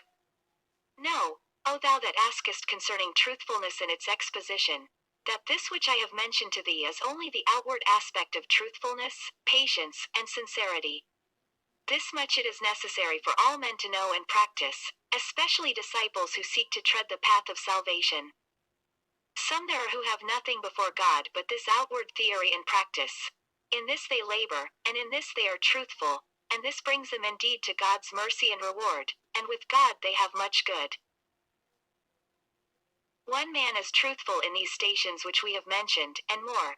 This will bring him in this fleeting world to a high station, and a knowledge of God, and a noble station, so that he will pass on to joy, ease, and bliss in the gnosis of God, having attained nearness to God, and reached a noble rank too fine to be described and expounded. A certain man who knew God said, God bestows on his friends a grace which his servants cannot comprehend, either in this world or in the world to come. Hast thou not heard the words of God? No soul knoweth what delight is kept secret for them. Point 1. In the traditions we are told, they shall be given what eye hath not seen, and ear hath not heard, neither hath it entered into the heart of man. So it shall be with every man according to his deserts. 50. The Book of Truthfulness. Another man has unending grace in the reward of God, and bliss in paradise. Another has unending grace in God himself, 24a, and an increase of his goodness and regard.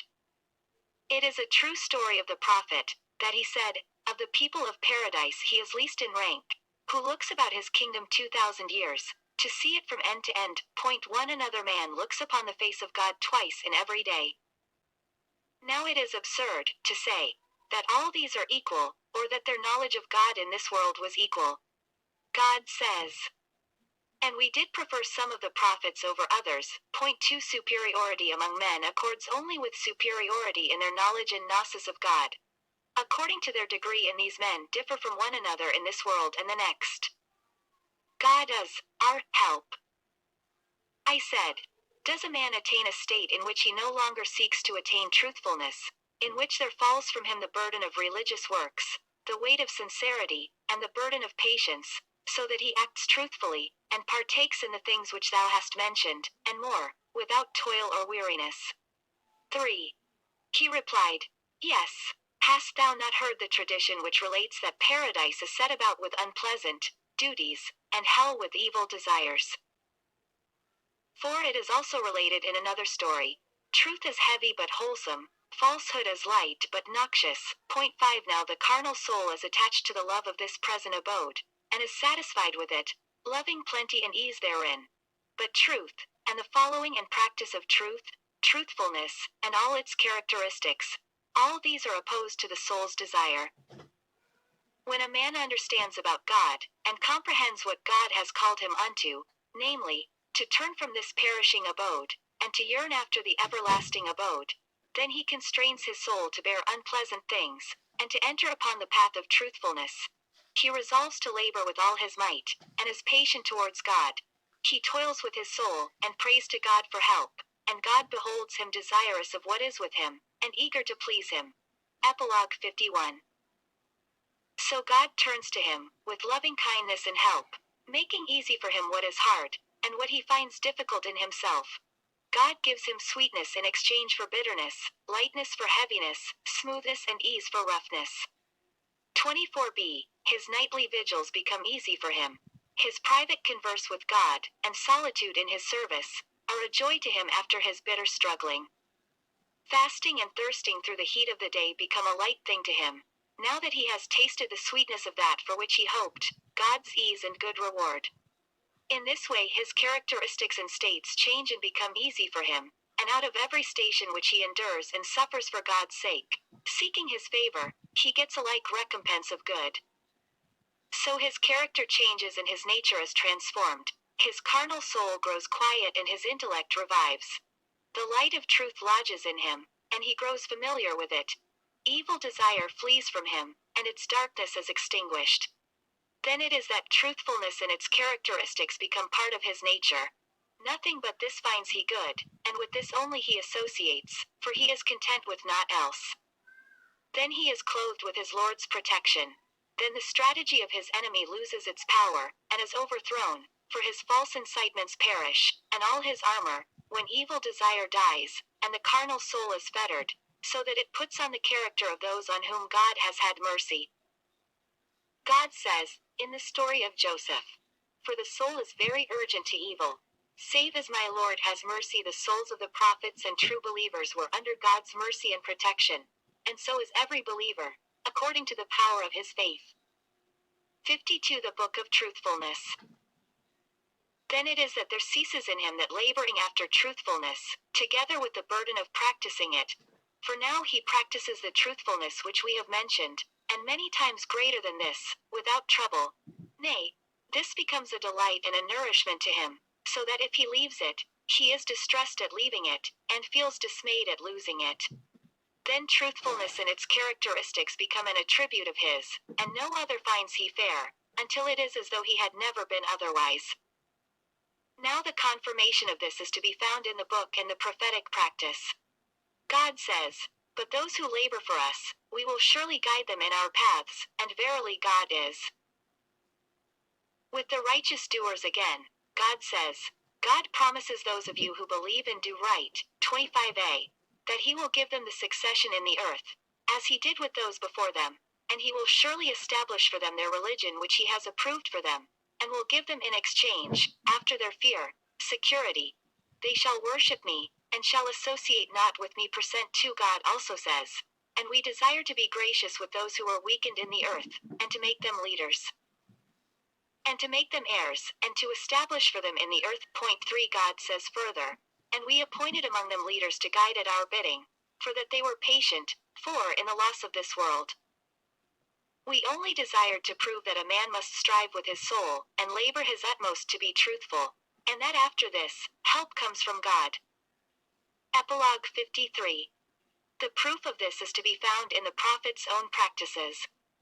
Ibn Abbas, in his commentary on the Surah Taha, 5 says, "The meaning of Taha, in the Abyssinian language, is, O man, we have not sent down to thee the Quran that thou shouldst be wretched, that is, in order that thou shouldst be troubled with it. For consider, when the prophet stood in thanksgiving until his feet became swollen, when he was giving thanks to God, and God commanded him to repose."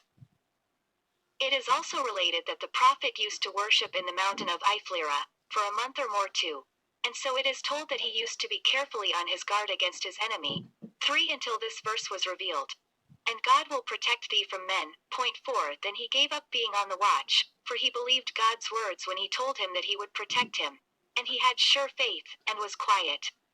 In like manner with all believers, faith comes to them after weakness. So it was that the prophet went out to the cave in the mountain called Thar, 5, and hid himself, he and Abu Bakr al-Siddiq, and then they departed to Medina, fleeing secretly. This was only a time of trial by God, for he was in the station of patience and endeavor. Then, after he had come to Medina, the Quraysh made a raid against him, on the day of the battle of Uhud, and slew his companions, and broke his tooth, and dabbled his face with blood. Note. Then, that evil desire, 25b, and labor slaved to him and pursued him, as with all believers. Then, after this, he went forth, he and his companions, crying joyfully as they drove the sacrificial beasts before them, intending to come to God's house. 7. But the Quraysh prevented him from entering Mecca, so that his men were thrown into confusion, and they halted in the place which is called Al-Hudaybiyah, and then returned, and did not enter the sacred territory. Now contrast this with the time when the period of trial was ended, and victory came. How he entered Mecca, slaying and converting whom he wished, and then he published an amnesty in the city. Point 1. 54. The Book of Truthfulness. At that time God revealed, "Surely we have given thee a manifest victory, that God may pardon thee thy former and thy latter sin." Point 2. So it was with Moses, and the place which he had with God. Consider how great was his trial, when he was still in his mother's womb, how the women were slaughtered, and the children slain, as they sought for Moses. Point 3. Then his trial was visited upon the people, and God declared, "And on the morrow he was afraid in the city, expectant." Point 4. God also says, "Verily, the chiefs are deliberating concerning thee, to kill thee. Wherefore go forth. Verily, I am for thee a sincere adviser." So he went forth therefrom, afraid and expectant. He said, O Lord, save me from the unjust people. Point 5. Consider also, O disciple that seekest God's grace remissfully and with transgression. Has it not been told thee, how that Moses did not obtain his wife, until he had guarded flocks and been a servant for 10 years? 6. Then God made him his messenger, and addressed him, and manifested his proof, saying, Fear not, for I am with you twain, hearing and seeing. Point 7. Now when God said to them, Do not fear, did they fear? Did he not make for them a sign, in the form of a rod, so that they were victorious over the wiles of the sorcerers, and put the armies to flight? 8. Then God made him to prevail over his enemies, and drown them altogether. Degree. So it was with Joseph, when, as God relates, he was cast into the pit, 1 degree, and was then bought, for a mean price, a few dirhams, and they parted with him cheaply. Then misfortune did not leave him, until he was tempted by the prince's wife, and was imprisoned for many years. But consider how God made him to prevail over, 26a, his brethren. For he drove them away, and manifested his proof, setting him over the treasures of the earth. Point 2. Epilogue 55. So it was with the prophets, of whom God has spoken. This is surely eloquent to him who understands of God, and of those learned ones who are guides on the path unto God. So it was with Umar ibn al-Khattab. Of him it is related that, whatever path he trod, Satan trod another. Point 3. He said, Satan flees from Umar's brow, although yesterday he was engaged with al-Lat and al-Tiza, on matters pleasing to Satan. Consider how sincere he was to God, and judge truly whether the enemy and his lies had any part in him. It is related that Thabit al-Banani foresaid, I labored with the Quran 20 years, and have taken pleasure in it 20 years. A philosopher said, These people persisted in the practice of patience, until it became honey to them. Another said, Before every pious act is an obstacle, if a man boldly surmounts it, it will bring him to ease, but if he is afraid to surmount it, and does not pass over it, he remains in his place. I said, And so there is no escape from this calamity and trial? He replied, There is no escape from it for the man who is highly esteemed of God, and has the gnosis of God. It is a true story of the prophet that, being asked, Who of men suffers the most? He replied, The prophets, then the righteous, then the like and the like. Point 5. Every man is afflicted according to his religion. If there is a strength in his faith, his affliction is made more severe, but if his faith is weak, his affliction is lightened. So it was with the prophets. God revealed to them the grace of prophethood, and declared to them that they were apostles. Then he laid affliction on them, and they endured the affliction according to the grace which God had accorded them. With the affliction God schooled them, and they obtained understanding therein, and endured it patiently, until they were victorious. 56. The Book of Truthfulness. All believers are affected firstly with a desire for God's reward which he has promised them, and secondly with a fear of the punishment wherewith he has threatened them. If they are patient, sincere, and truthful unto God, God is grateful to them therefore, and manifests their proof before all creation, making them learned men, patterns, and implanting in their hearts a sure faith. 26b. Thereafter believers fall into two classes. With the first, God makes beginning with blessing, favor, and gift, giving him repentance, making him to love penitence, and making obedience easy to him. So God makes beginning with abundant favors. Then, when joy is fixed in his heart, and he finds pleasure in performing good acts, thereafter God lays upon him affliction and trial, calamities and hardship, difficulty and stress. Yes, and the sweetness, which formerly he tasted, and the joy in piety, these are taken from him. Obedience becomes burdensome to him, though formerly it was easy, and he experiences bitterness after sweetness, sloth after alacrity, dullness after clarity. All this is by reason of the affliction and the trial.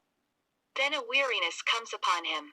But if now he is steadfast and patient, and endures this unpleasantness, he afterwards comes to the bound of ease and attainment, and his grace is increased manifold, both outward and inward. So it is related in the traditions. Every eagerness has its time of weariness. If a man's weariness turn him towards the Sunnah, he is saved. But if it turn him to heresy, he perishes. Abu Bakr al-Siddiq said, "Blessed are they who died in the first flush of the beginning of Islam, and in its first eagerness." It is related in the traditions that God commands Gabriel, saying, "Snatch away from my servant's heart the sweetness of obedience." Epilogue 57. If he mourns for it, return it to him, and give him an increase. If not, then leave him. Point 1. In another tradition it is related that God says, "The least thing that I do with a man of learning, when he inclines to this world, is, that I remove from his breast the sweetness of secret converse with me, and leave him in this world, bewildered." Percent 2. In another story it is said that, if a man inclines to this world after he has attained knowledge and gnosis, together with insight, God says to Gabriel, "Remove from his breast the sweetness of secret converse with me, and give him some fragment of this world, that he may occupy himself with it, and forget me." As for the second man, he makes beginning with truthfulness and good acts and all the characteristics of truthfulness, then he practices therein as God wills, and thereafter grace comes to him, and God gives him what he had never hoped for or reckoned with. 27a. So it is with the majority of distinguished saints. Signs and graces come not upon them, until they have practiced, to the utmost of their power. When God makes beginning with them, he does not then accord them the greater part of what they had never reckoned with. Some have studied the ways of these people, and then they are told, "Surely thou art one of them," and thereafter they have practiced accordingly. Some know themselves, but do not know others. Some know all by their names and tribes. And so, O thou that inquirest concerning truthfulness and the exposition of the way, if thou hast duly learned all that I have taught thee herein concerning truthfulness, if thou hast experienced these stages, lodged in these stations, and traversed these paths which we have mentioned, arid therefrom passed to ease, repose and tranquility, then thou art hedged about with divine protection, and treadest the path of right conduct, and the white highway which brings thee to God. Mayest thou then find joy therein, and may God bless thee, for in all thy ways thou hast a true insight. 58 The Book of Truthfulness. And if thou hast practiced truthfulness, and in every station acted with piety to the best of thy powers, as much as God has permitted thee, and if thou hast witnessed all these matters, then it may be that God has seen thee, striving thy utmost in what passed between thee and him, because of thy desire to draw nigh to him, so that thou didst truly require him, since thou knewest that thou must needs have him, and so thou earnest to him for protection. Or it may be that God has seen thee at certain times seeking him, eager with truthful purpose and true aim, and he knew that thou growest not weary, and leavest nothing undone, to turn unto him, until thou bast attain thy hope. Then he showered upon thee his goodness, and gave thee some part of thy hope of him. Nay, he drew thy heart strongly unto himself, and implanted in it sure faith, making it to look upon the world to come. Then indeed he makes easy for thee that which was hard, and softens for thee that which thy soul found to be rough, namely, submission. Then thy path unto him is shortened, and thy establishment is sure. Thy life stands fast, and thy days are blessed. For so the noble master declares himself, who suffers not diminution by his giving, and whose benefits never end, because he is the kind, the compassionate, and he has called himself the grateful. 27b. Then wonder of all wonders, and wonder of every wonderer. Yet no wonder is it, for herein the noble master was doing as he desires. But this is indeed an occasion for men to marvel at, that he is grateful to his servants for the very thing which he began in them, guiding them unto it and employing them in it and preserving them in it. Then he made it desirable to them, and ascribed it to them as something done by them. Then he inscribed it in their accounts an accepted act. Then he doubled for them the reward which he had promised them for this. This, then, is the goodness which proceeds from the generous Lord. This is not understood by men, for every mind is amazed at it. Epilogue 59.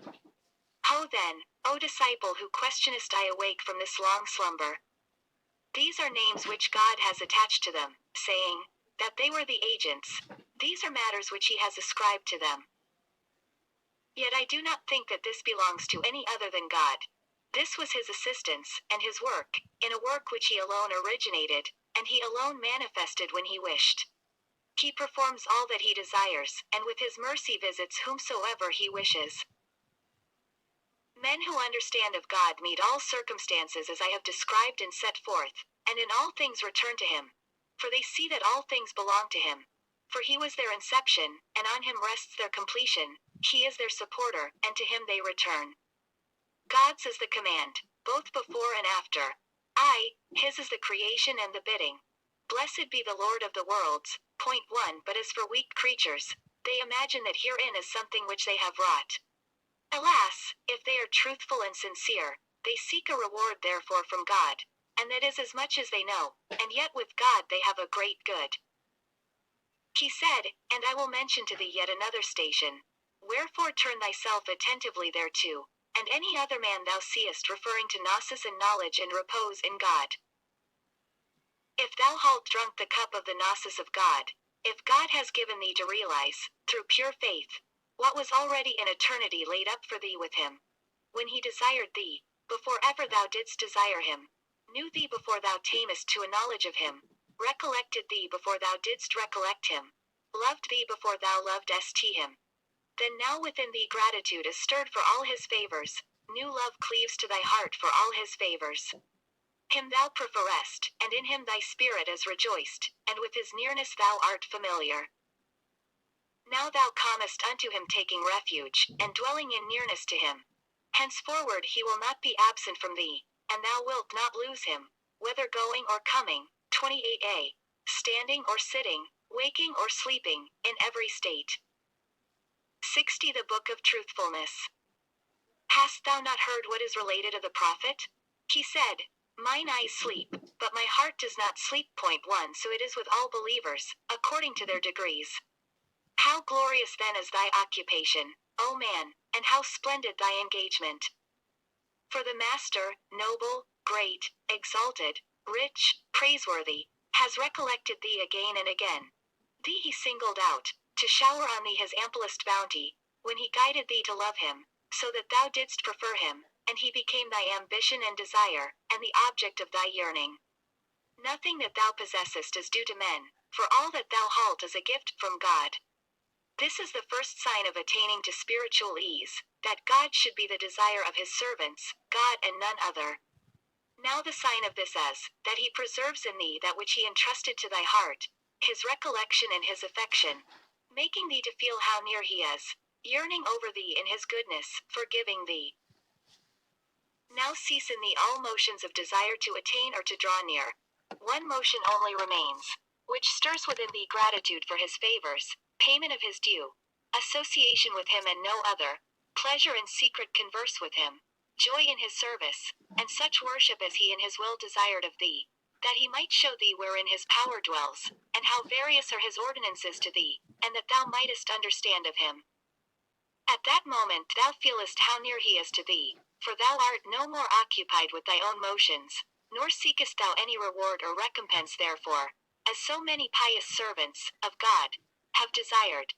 Thou laborest more than abundantly for God, who generously created thee, and has used thee in the character of generous men. God is our help. This, then, is another answer to thy question. Does a man attain a state in which he no longer seeks to attain truthfulness? Epilogue 61. 1. This is the sign of those who do attain. Do thou therefore understand it. Dost thou not know, disciple, that godliness, abstinence, patience, trust, fear, hope, respect, shame, love, yearning, intimacy, truthfulness and sincerity in all situations, every fair and lovely characteristic, all these are stations dwelt in by those who work for God. 286. From which they depart to journey to others, until they have attained their desire, being near to their master? Then what hast thou to do with recollecting any station in which thou hast dwelt, until such time as it brought thee to thy goal, if thou hast now attained, and obtained some part of thy quest? For it is as though thou hast him in sight. Wherefore ever more and more do thou advance towards him, constantly gazing on him, and listening to him with ears attentive, for he is nearer to thee than thyself to thy soul. What then hast thou to do with recollecting truthfulness, which is but one of the stations of the seekers? And so, if now the door is opened, which was closed between thee and him, if that veil is removed which once covered thy heart, if he has caused thee to feel him near to thee, and has delighted thee with some degree of intimacy, then it may be that thou hast come to some part of thy request, and thy establishment is firm. But if thou, like certain other seekers, hast come no more to seek after truthfulness in like matters, because God's nearness is so real to thee that thou art wholly occupied with him, then this is the desire of those who possess the gnosis of God. Do thou understand it, both in thyself and in others, and be not deceived as to the portion thou hast from thy Lord. Know, then, that those who have attained unto God, and are near to him, who have in truth tasted the love of God, and obtained their portion from their King, their qualities are godliness, abstinence, patience, sincerity, truthfulness, trust, confidence, love, yearning, intimacy, all fine characteristics, all the characteristics of theirs which cannot be described, together with that piety and generosity which they have made their abode. All this is with them, dwelling in their natures, hidden in their souls. Nothing else find they good, for this is their food and their habitude. 62. The Book of Truthfulness. This they imposed on themselves as a duty, and therein practiced, until they became familiar with it. After they had attained, they no longer felt the performance and practice of this to be a labor, since it dwelt in them, at every time and in every state. For this was their food. Even as in the discharge of their religious duties they experienced neither heaviness nor exertion. 29a. So overwhelmed were their hearts by God's preference and nearness. To practice this was no burden to them, and it entailed no preoccupation with outward acts, for service and outward acts only affect the outward members. Understand well this point. Thereafter their hearts were wholly oblivious. Nay, they were wholly occupied with God. For God's nearness overmastered them, and his love, the yearning after him, and the fear of him, reverence for him, and respect. Understand therefore, O disciple, what I have set before thee, and meditate it well, and thou wilt find it clear and agreeable, if God wills. Summon now thy intellect, and concentrate thy purpose one. Listen no more to knowledge, for thou halt turned away thy understanding from all that knowledge puts before thee. After this knowledge and this exposition, there no longer remains any excuse for thee, for the proof has been reiterated to thee. Act therefore in true sincerity unto God, that haply thou mayest be saved, and rejoice in the true knowledge of him in this abode, fleetingly, before the corning of the eternal. Yea, and then will thy sorrow be perpetual, and thy anguish redoubled, and every spiritual state intensified many times above that which thou didst experience before the coming of gnosis and attainment. Now the verification of this may be found in God's book, and in the practice of his prophet. God says, so none fears. God of his servants save those who know. Point 1 Epilogue 63. The prophet said, I have most knowledge of God out of all of you, and of you all I fear him the most. Point 2 He also said, if ye knew what I know, ye would laugh little and weep much, and ye would go forth on the highways boldly unto God. Point 3 So lived the prophet. And so lives every man who knows God truly. Though he be near to material things, in every state in which he dwells he is assisted by what he experiences therein, contrary to the use of other men. On this analogy then, understand it. Surely this is eloquent to him who understands and meditates. God is our help. I said, when does a man become familiar with his master's decrees, and find satisfaction in his disposition and choice? He replied, as to this matter, men are in two stations, so do thou understand. The first man only becomes familiar with his master's decrees, 29b, in order so to perform his command as to attain his reward. This is good, and in it is great advantage. But such a man rises and falls, now is patient, now impatient, now pleased, now angry, now crosses, now reverts. This indeed brings him to God's reward and mercy, but only with trouble, hardship, and labor. The second man becomes familiar with his master's decrees, and finds pleasure in his afflicting, being satisfied with his good disposition and choice, entirely and without reserve. For he is familiar with his master and the recollection of him, loving him and cherishing him, and being pleased and content with him.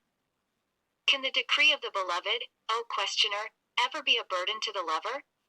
Will he not accept it with joy and delight? The story runs. Until he reckons affliction a blessing, and ease a misfortune. Point 4. In another story we are told, the booty of sincere believers is what they have been deprived of in this world. Point 5. It is related that God in one of his books revealed, O all ye who turn lovingly unto me.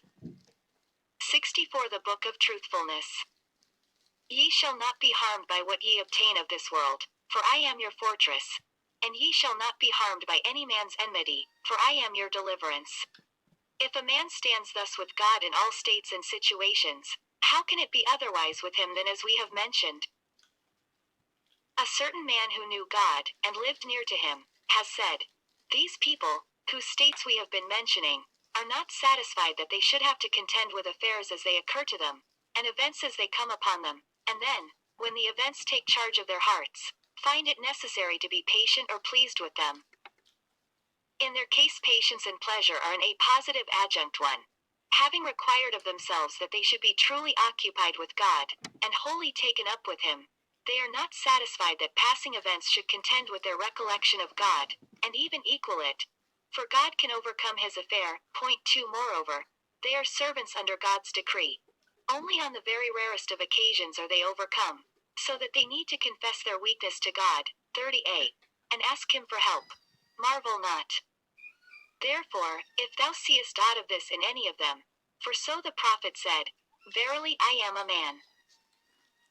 O God, whomsoever I curse, let my curse be to him a mercy. Point 3. I heard a man who knew God say, it is a proof of a man being strongly attached to his master, and enjoying real experience of him in nearness to him, that he does not notice the varying conditions that pass in him. He looks at them with an inward eye, so that it seems as if they are befalling or happening to someone else. This is the most perfect way of meeting changing conditions. Understand therefore this point, and meditate upon it, for it will bring thee to the knowledge of repose in God, if God wills. Repose in God, and tranquility, are in proportion to the heart's nearness. This is the explanation of the heart reposing in God. That the heart loses all sense of material things, that the incitements of personal purpose are quiet, and that the mind is tranquil with God and unto God. A point which proves what we have said. 65.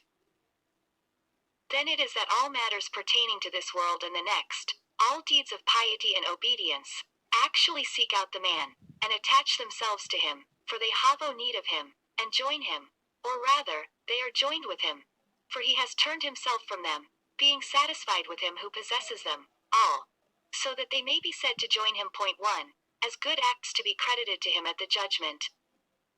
God says, is not God enough for his servant? 2. We are told that God revealed to Jesus, set me within thee in the place where thy purpose is, and make me thy treasure in paradise. It is related of the prophet, on more than one authority, that he said, whoso makes his purpose a single purpose, God suffices him for all his purposes. Point 8. It is related that Al-Fudel ibn Iyad said, I do not wonder at the worship of an angel that has been brought near to God, or of a prophet sent by God. For it is God who has given them the power to do this. So it is with these people whose qualities we have mentioned. Now if a man judges God's servants by himself and his own standard, or by themselves and their like, they always seem to him to be somewhat wanting.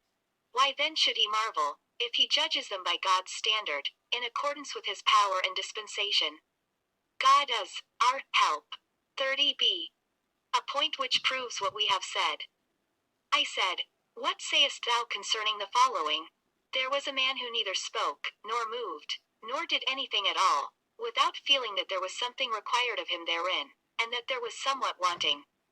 Then a weariness and hardness of heart came upon him, whenever he obtained anything, or ate or drank aught, or in whatever state he chanced to be. Then he passed to a state in which he spoke, and moved about his business, closing and opening his hands, eating and drinking, without feeling any dismay, and without any sense of a demand being made on him, or of being in any way wanting, as was the case before. 66. The Book of Truthfulness. He replied, this is an excellent question, so apply thy understanding to it. How great is the need for it in practicing disciples? Know that the disciple who is seeking after truthfulness acts in all his affairs in the fear of God, keeping watch over his heart, his purpose, and his members, and examining them. Ho concentrates his purpose, being afraid lest that which concerns him not should enter into it, and being afraid of heedlessness, lest his bodily motions as manifested in his external members cause him to be somewhat wanting, and lest the purposes which enter inwardly into his heart perturb his single purpose. Thus he frees himself from all such motions, even if they be right and proper. For his heart is overwhelmed by an urgent desire that his recollection of God shall be perpetual, and his purpose single. If he continues thus, his heart gains a quick understanding, and his thoughts become clear, and light lodges in his heart. He draws near to God, and God overwhelms his heart and purpose. Then he speaks, and his heart surges with the recollection of God. The love of God lurks deeply hidden in his inmost heart, cleaving to his mind, and never leaving it. Then his soul is joyfully busied with secret converse with God, and passionate study, and ardent talk. So he is, eating, or drinking, or sleeping, in all his motions. For when God's nearness takes possession of a man's heart, it overwhelms all else. 31a. Both the inward infiltration of the purposes and the outward motions of the members. Therein that man continues, going or coming, taking or giving. There prevails in him the purpose which has ruled his mind, namely, the love of God and his nearness. A point which proves what we have said. 67. Hast thou not marked, O disciple, how that sometimes the heart is subjected to a purpose connected with this world's affairs, and that it robs thee of everything, so that thy life becomes darkened, and thou forgettest all else but this, and even lostest thy sleep over it? But God's command is more suitable and proper for the intelligent man.